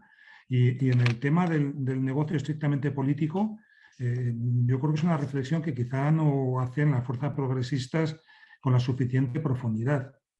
No lo hacemos. ¿no? A veces se dice, los resultados electorales en la Comunidad de Madrid tienen que ver con el modelo de urbanismo de chalés adosados y de piscinas y de desarrollos de PAUs y de ensanches. Pues sí, puede tener que ver con eso. ¿Y con la educación no tiene que ver? Esa afirmación que decía yo aquí la hacía un consejero. Y decía, no sé, tendría sus estudios, o no sé si era también un cálculo o una estimación en fin, a la pluma. Decía, en cada barrio donde pongamos un gran centro, un gran colegio concertado, aumenta el porcentaje a las formaciones conservadoras, o su partido decía un 3%. Pues no sé si es así exactamente, pero que la intencionalidad va un poco por ahí, me parece que es evidente. Entonces, todo tiene que ver con todo. Si seguimos con ese debate sobre el tipo de educación y el modelo de sociedad, ¿cuál era la filosofía de la ley Wert? ¿Cuál es la filosofía de la ley maestra? Es una filosofía que va a invertir muy poco, porque tampoco quiere gastarse demasiado en educación. ¿Cómo es posible que la comunidad más rica, con una renta per cápita de 35.000 euros por persona, como la de Madrid, sea la que menos invierte en educación de toda España? Porque, bueno, quiere invertir donde quiere invertir. Quiere derivar recursos a la concertada, quiere hacer una pública de baja calidad, low cost, y eso tiene consecuencias, y consecuencias sociales y consecuencias complicadas. Pero la lógica de un neoliberal es muy clara. ¿Para qué vamos a educar por encima de las posibilidades de muchas personas si luego no hay un mercado de trabajo que se corresponda o se adecue a ese nivel de formación y de capacitación? Para que veamos que se vayan muchos de nuestros jóvenes al exterior a buscar otros trabajos más cualificados porque aquí no los encuentran. Vamos a gastar lo menos posible allí donde nos interese. Vamos a reproducir el sistema, vamos a jugar a ese modelo segregador. Yo creo que ese es un tema pues, muy de fondo y que nos falta quizás reflexión sobre ello. Y luego, evidentemente, está la segunda parte de esta película y es cómo se combate, qué hacemos para hacerle frente. Claro, voy un poco a la pregunta que lanzaba Susana. Lo de la ley maestra es evidente la intención que tiene, es evidente las prisas que tenían, aunque quizá no tantas como finalmente han demostrado. En el mes de diciembre, y también lo contaba Marisa, hubo una reunión que convocamos los 3 grupos parlamentarios progresistas, a los sindicatos, a la FAPA, a Marea Verde, estuvo Padme, también en la Asamblea de Madrid, y dijimos, oye, el tema es muy gordo, vienen pisando el acelerador, van a arrollarnos, se relaciona con el acuerdo de presupuestos, nos van a robar recursos a la pública, deberíamos de hacer una campaña unitaria, y acordamos hacer una campaña unitaria en el mes de diciembre. No sé si la fecha fue el 15, el 18, en fin, a finales de diciembre, antes de la Navidad. Pues en enero, de repente, hay quien dice que no, una campaña unitaria no, que mejor cada uno que haga su campaña. Al final no ha habido ninguna campaña. Al final se ha aprobado esta ley, pues prácticamente sin pena ni gloria desde el punto de vista de la contestación, de la respuesta social, de la comunidad educativa. Entonces, ¿qué pone en evidencia lo que ha sucedido? Que hay una falta de unidad clamorosa, que si se une a un nivel de desmovilización bastante grande que hay, pues eso nos coloca en una posición muy difícil. Entonces yo creo que tenemos que discutir aquí un poco entre todos cuáles son las vías para defender la escuela pública, ¿no? La educación pública, que las hay, yo creo que las hay, podemos al menos de glosar o sistematizar media docena de líneas de trabajo, pero una de ellas tiene que ser asegurar la unidad de la comunidad educativa y de todas las fuerzas, agrupaciones, asociaciones, movimientos que se mueven en torno a algo que es absolutamente fundamental. Consuelo, has pedido la palabra. Le había pedido, no como moderadora, sino como participante. Yo, a lo que ha comentado antes Susana, que lo comparto, los momentos realmente son momentos de movilización. Y pasa, efectivamente, yo creo que en los centros, entre el profesorado, entre las familias, hay como una especie de situación como de shock o de no darte cuenta de lo que realmente lo que se está cociendo o de la agresión tan grande o hacia dónde vamos, ¿no? En el tema de que efectivamente un servicio público no te garantiza a nadie que cuando ya la escuela pública sea asistencial, si es que llega a eso, y la privada concertada sea la mayoritaria, esa realmente, que estarás muy desasistido, muy desasistida. Las familias realmente se quejarán y posiblemente habrá problemas muy gordos de atención a una educación que tiene que ser efectivamente de calidad, ¿no? Frente a eso, ahora mismo lo que hay es una sensación como que no queremos ver, y a veces la mente colectiva le da tanto miedo a lo que tiene que no quiere ver, se queda paralizada. Y eso nos ha pasado no solo ahora. Y en ese sentido yo soy muy negativa, pero ahora lo veo al revés. Recuerdo perfectamente, yo lo digo para animar, cómo durante muchísimos años parecía como que efectivamente la pública y en algunas zonas estaba llamada casi a desaparecer. De hecho, yo creo que hemos resistido bastante más de lo que ellos les hubiera gustado. Y de hecho estamos, o sea, seguimos estando. El planteamiento de cuando empezaron a hacer muchísimos, por ejemplo, en los años 90 se construyó centros concertados aquí en Vallecas, pero una barbaridad para vaciar los centros públicos. Aún así, estamos los centros públicos. Entonces, no siempre lo que quieren va tan rápido como quieren. Y es verdad que a veces nos ponemos vendas, pero también reaccionamos. Y una última cosa que digo, y digo para animar. Cuando se intentó hacer una movilización con la camiseta verde, en los años posteriores, yo recuerdo ir a las manifestaciones con la bolsa de las camisetas verdes y decía a Fede, no vendemos nada, yo me canso de traer la bolsa, porque me canso, porque es que vendes 3 camisetas todo el rato con la bolsa y te pesan, ¿no? Entonces dices, pues no. Y de repente no sabes por qué ni por qué no. Y eso es un análisis, yo creo que donde tiene que haber, hay un inconsciente colectivo que no sabe por dónde va, que hay un boom y la chispa surge y no sabes por qué surge la chispa. Y efectivamente, yo creo que hubo un movimiento de marea verde muy potente hace 10 años, desde el 2012 o un poco más, donde dices tú, ¿y no ha quedado nada? Sí, sí ha quedado algo. Porque yo creo que el orgullo de la pública no estaba. Y de alguna manera ha quedado algo más. Sabemos que, a ver, las condiciones no son, o sea, sabemos de qué percal estamos hablando. No sé si me entendéis, pero ¿cómo estaríamos si no hubiera habido eso? O ese resurgir en un momento. A veces estamos R que R y vemos que no hay manera de comunicar, ¿no? ¿Cómo se comunica? Los medios no apoyan, a lo mejor la no unidad tampoco. Es decir, hay cosas que están ajenas a nosotros, pero simplemente el hecho de, por la dignidad, por existir y por estar. Y a mí me parece que eso, si existe y se explicita, tarde o temprano aparece y aparece una resistencia. Entonces yo creo que ahí el camino a veces se estrecha, pero hay que estar, nada más. Ahora va Carmen Gómez. Hola, buenas tardes.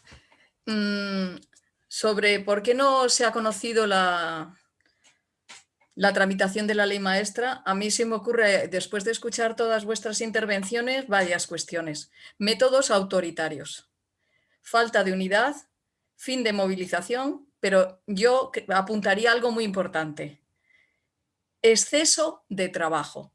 Las maestras, los maestros, los orientadores, las orientadoras, todo el personal de la escuela pública tiene exceso de trabajo. Hasta tal punto que con el tema de la pandemia, con el tema de la sexta ola, que han aprovechado muy bien, es decir, se han estudiado muy bien el libro aquel de esta socióloga norteamericana sobre el shock, han aprovechado el shock de la sexta ola para hacer lo que tenían en mente. Y entonces, sus métodos autoritarios, el shock de la sexta ola, el gran número de aulas confinadas, la dificultad de las familias para conciliar, para seguir trabajando mientras los niños estaban en casa, las profesoras y los profesores haciendo malabarismos, porque también son madres, son padres, son responsables de abuelos, de abuelas. Es decir, la situación social ha sido durante estos 2 años de tal gravedad desde el punto de vista de la vida, de seguir viviendo, que ellos han aprovechado en estos momentos, en diciembre, esta situación para hacer lo que quieren. Y lo que quieren desde mi punto de vista es evitar por todos los medios que los chiringuitos, y voy a llamarlos chiringuitos, lo siento, los chiringuitos religiosos, políticos y sociales que les interesa para mantener el status quo de la escuela segregada se mantengan. Entonces, yo no me flagelo por no participar más, y eso que alguno sabe por aquí que hago algo, ¿no? Tampoco tiraría muchos dardos ni a sindicatos ni a las organizaciones sociales. En estos momentos de pandemia, durante 2 años, hemos estado ahí. La escuela pública ha funcionado a pesar de todo y ha funcionado bastante bien. a pesar de todo, y con unos costes del profesorado y de las familias del profesorado que no se han evaluado en ningún momento. Entonces, lo que yo veo también en la escuela pública es que los métodos autoritarios que empezaron a partir de la entrada de Esperanza Aguirre, nuestra conocida exministra, se han profundizado mucho más y que los equipos directivos los utilizan con muchísima profusión y que el profesorado tiene menos tiempo, muchísimo menos tiempo que antes, ni para reflexionar sobre su práctica docente, para hablar con su compañera o su compañero, para intercambiar informaciones de sindicatos. Se ponen muchísimas pegas para recibir información sindical en los centros. Yo estoy en una escuela pública de uno de los barrios donde precisamente será el 70% la privada y somos minoría, ¿no? Entonces, con todo y con eso, la crisis económica del 2010, 2011, 2012 atrajo, con el tema también de la marea verde, atrajo a profesionales y con sus hijos a la escuela pública. Y ahora mismo en mi centro hay un grupo de profesionales de alta cualificación que traen a sus hijos y a sus hijas a la escuela pública por los valores que representan. Y el otro día me decía un profesor de universidad y su mujer pedagoga, cuando yo hablé de la clase heterogénea, y me dijeron, por eso mismo hemos elegido la escuela pública. Es decir, la escuela pública, si la sabemos explicar bien con sus características, sigue atrayendo a personas de alta cualificación que la valoran, que pelean por ella, que trabajan desde el AMPA, etcétera, etcétera. Y después, otra cosa es que nos ponen tantísimas trabas a la hora de diagnosticar, de solicitar que el equipo orientador aparezca, etcétera, etcétera. No porque el equipo orientador no aparezca, sino porque tiene tantísimo trabajo que es, si miras su agenda y si te explican la agenda, dices, pero ¿cómo va a poder venir aquí? Si es que no tiene momento para venir aquí. Entonces, creo que de verdad, que estamos haciendo muchísimo en la escuela pública, que los profesionales que estamos en la escuela pública estamos trabajando muchísimo, que hay un exceso de trabajo, lo vuelvo a repetir y ya no lo repito más veces, y que la escuela pública sigue siendo un lugar digno a pesar de todas estas cuestiones. Y que gracias a Agustín por pelear a pesar de todas las dificultades y de tanto autoritarismo, y también a las demás plataformas. Y a los sindicatos. Gracias. Ahora Fede. Hola, bueno, gracias a toda la gente que estáis participando por el trabajazo, ¿no?, que estamos haciendo. Yo creo, o sea, hay un punto que se llama ley maestra por la libertad de elección, ¿no? Y es donde estamos dando vueltas siempre. Bueno, ya llevan muchos años, ¿no? Entonces, libertad de elección de enseñanza, ¿no? Uno de los puntos que hay al principio de la ley dice la igualdad de oportunidades de todos los alumnos con independencia de su lugar de residencia. Están no vendiendo, siguen vendiendo la zona única como algo fabuloso, ¿no? Para que las familias, y a las familias le entra eso un poco, yo creo, o sea que cuesta mucho el luchar contra el concepto de elección, ¿no? Es que, claro, bueno, aparte la Constitución habla de libertad de enseñanza, pero no habla de libertad de elección de centro, porque es el colmo, claro. O sea, entonces podría darse la situación de que hubiera un centro que estuviera hasta arriba y tuviera que ir ampliando unidades y el centro de al lado estuviera vacío porque la gente no lo elige, ¿no? Y ese es el tema que hemos estado sufriendo aquí en Vallecas y me parece una lucha tremenda. Incluso, fíjate, políticamente me parece difícil, electoralmente me parece difícil de afrontar porque es un 60-40. Es decir, si tú luchas contra la libertad de elección, tienes un 60% de la población que está eligiendo y quiere elegir, aunque hay otra realidad, y es que, bueno, a lo mejor me enrollo, perdonadme, pero hay otra realidad y es que hay gente que quiere elegir pública y no puede, ¿no?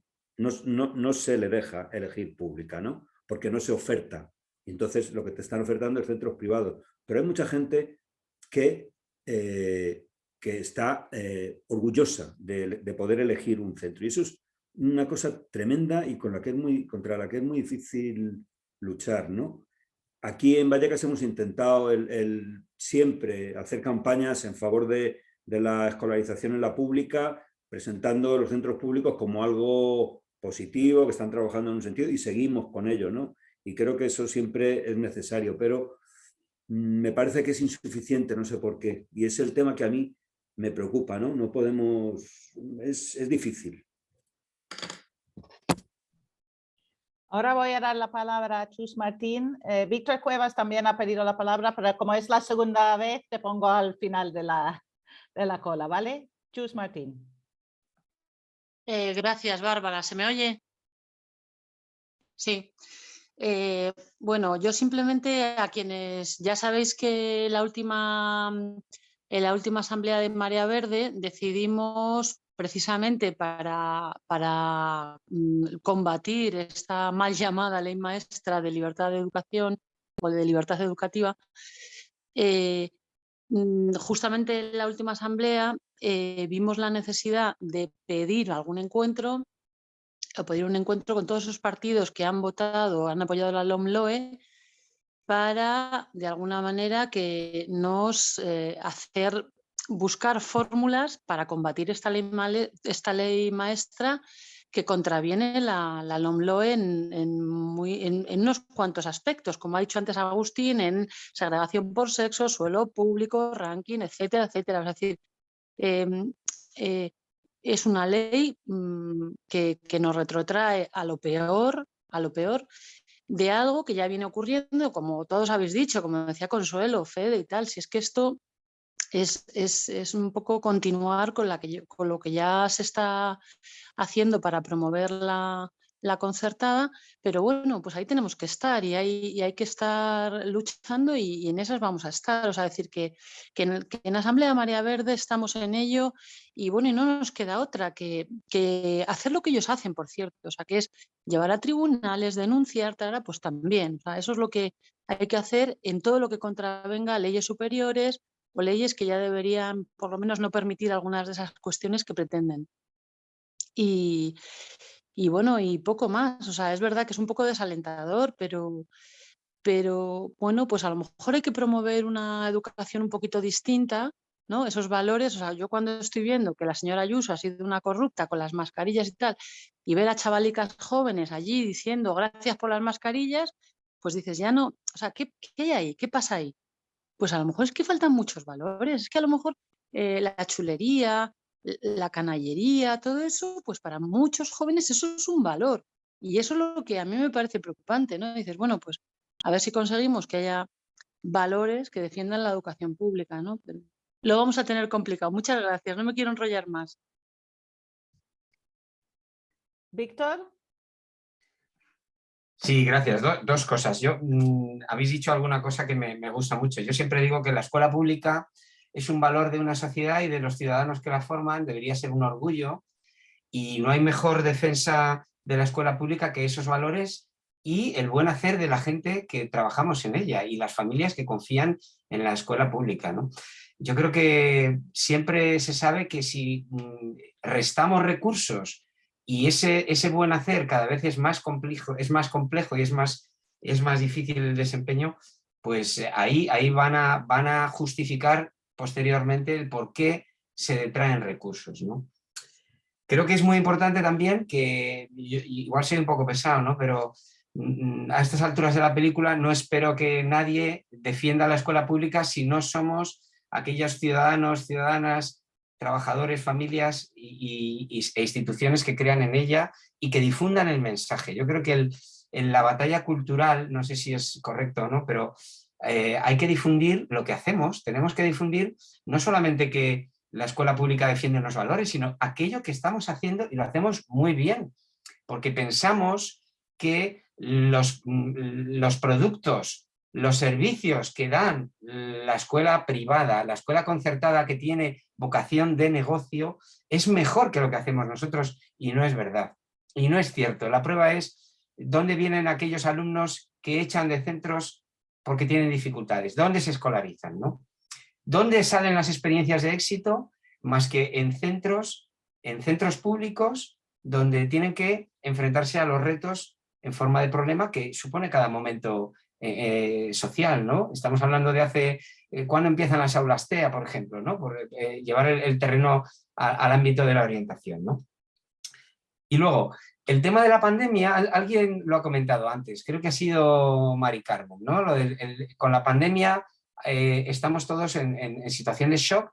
Creo que el impacto emocional ha sido global y lo estamos notando en la salud mental de nuestros jóvenes, ¿no? Y adolescentes. Y va a ser otra oportunidad para decir qué hacemos, qué hace el sistema educativo frente a eso. Modelo clínico, vamos a dar recursos o no darlos y saturar a los departamentos de orientación, a los servicios, a los equipos de orientación, o repensamos qué significa el estar bien, las emociones, la convivencia, la escuela como un lugar de cuidado. ¿Repensamos eso o vamos a decidir que el colegio de psicólogos, por poner un ejemplo, diga, venga, vamos a mandar un psicólogo a un psicólogo por centro? ¿Esa es la solución? Realmente yo creo que estos debates hay que hacerlos, porque esto es muy serio. Cuando se quita a un profesional técnico de servicios a la comunidad y no vuelve, el mensaje es muy claro, y cuando se meta un psicólogo clínico el mensaje es muy claro.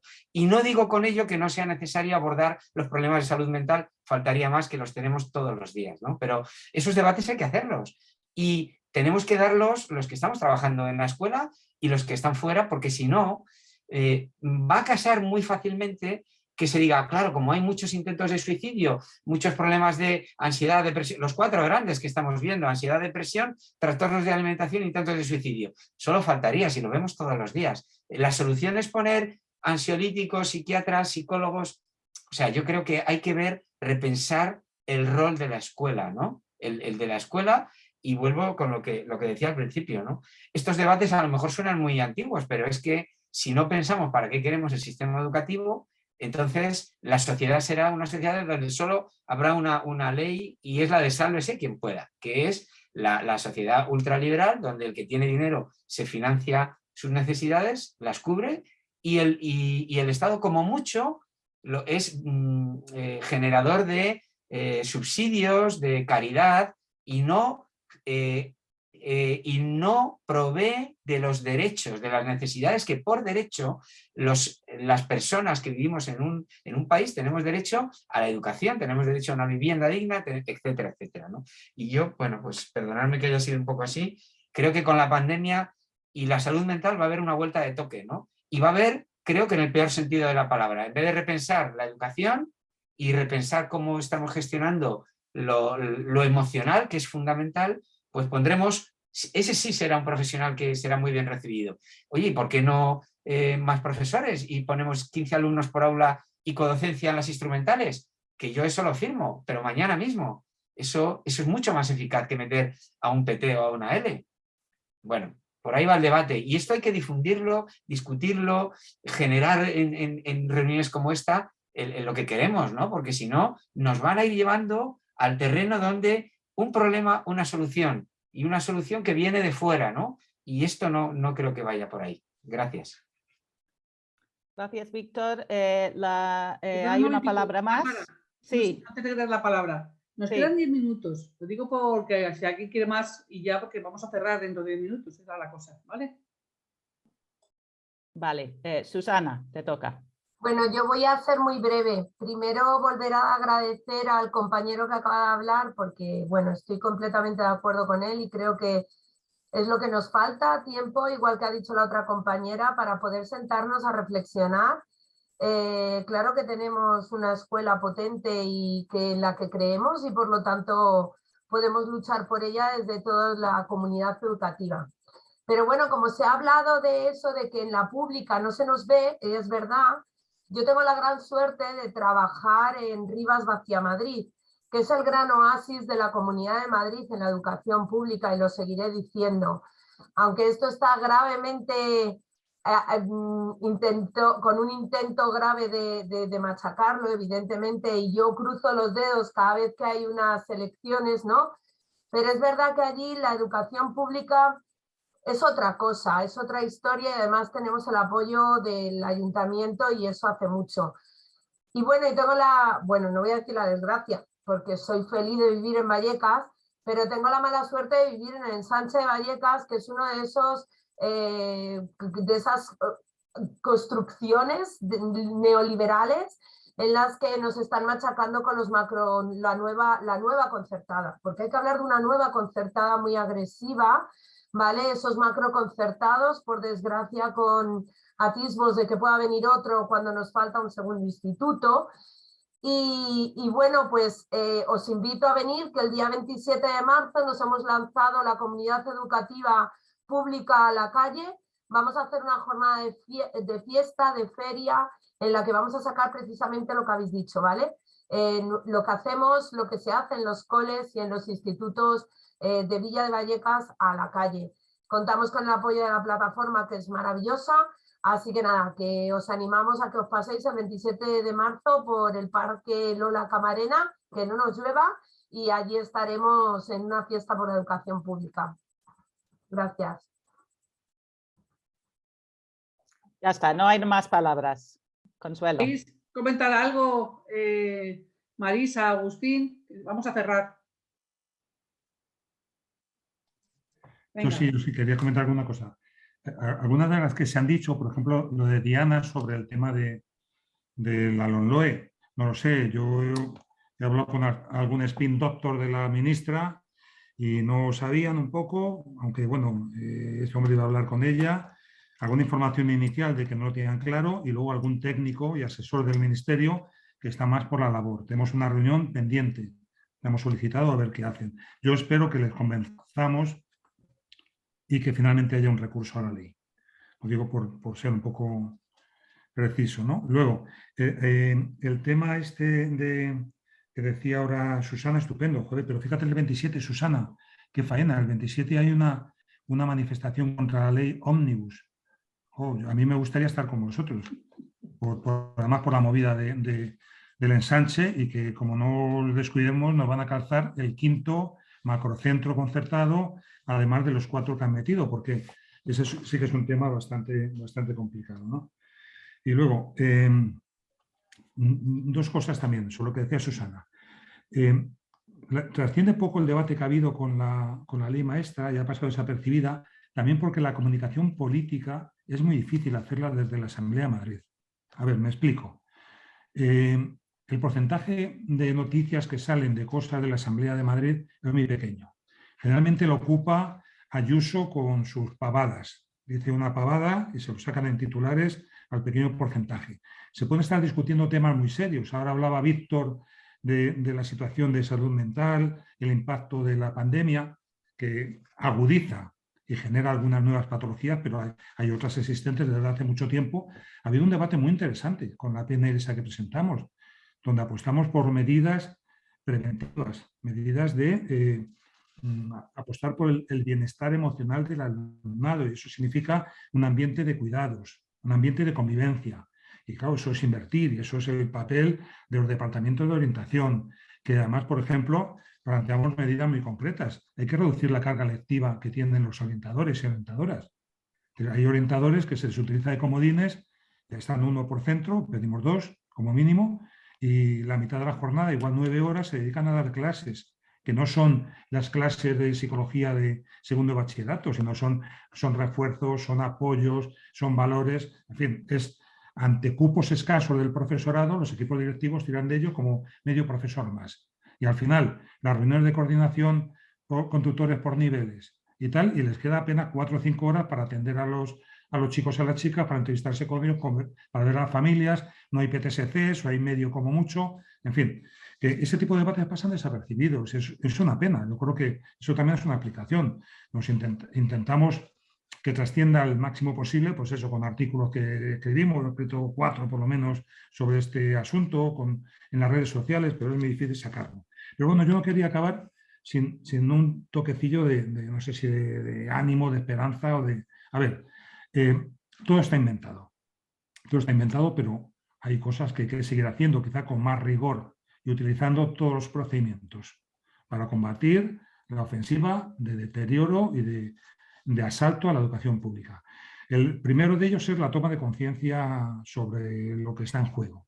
No está en juego justamente eso, nos jugamos una educación pública de calidad, una educación pública que tenga un peso importante y que no sea subsidiaria, con todo lo que supone de equidad, inclusión, igualdad de oportunidades, cohesión social.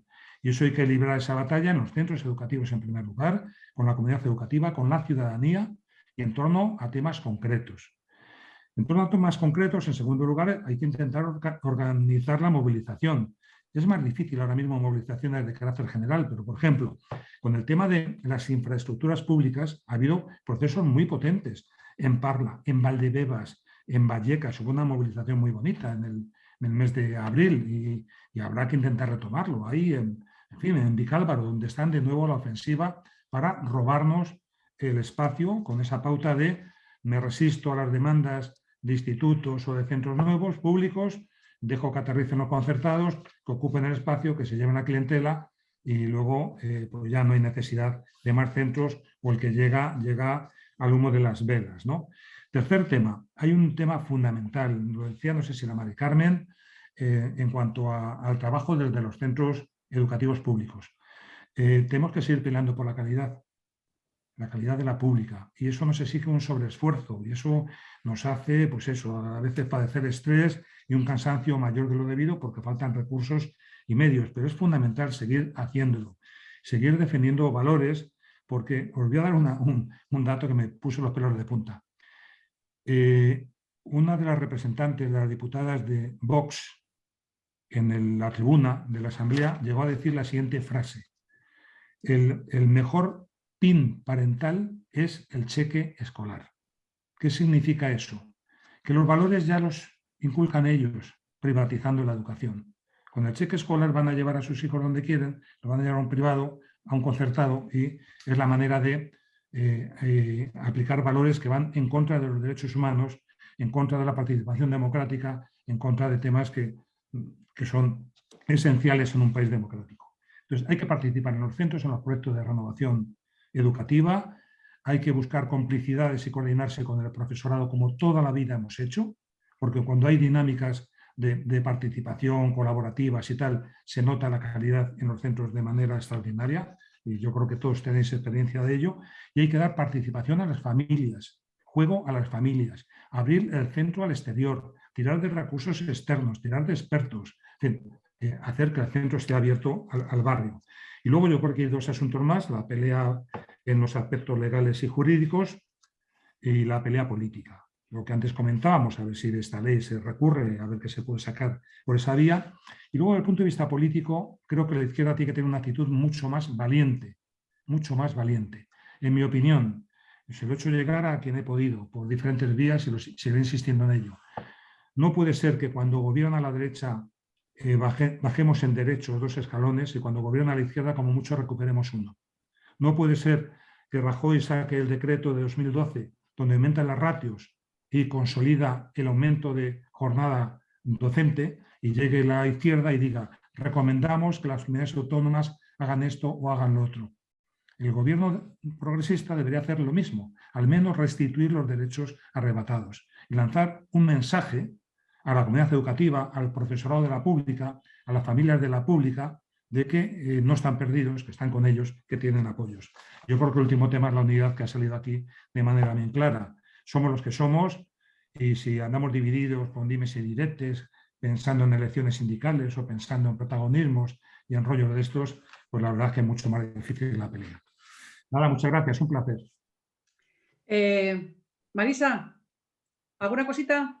¿Que cerramos? Pues nada, que ya que habéis organizado esto tan bien, eso ha sido, vamos, para mí creo que ha sido un éxito, lo habéis hecho genial y los demás hemos puesto nuestro granito de arena, pero que quiero decir que ya que está esto, que se siga, que no decaiga y que por lo menos todos los que estamos aquí, alguno otro que sé que no han podido, pero quieren oír la grabación, que se transmita y desde luego la fuerza somos todos y todas las que estamos.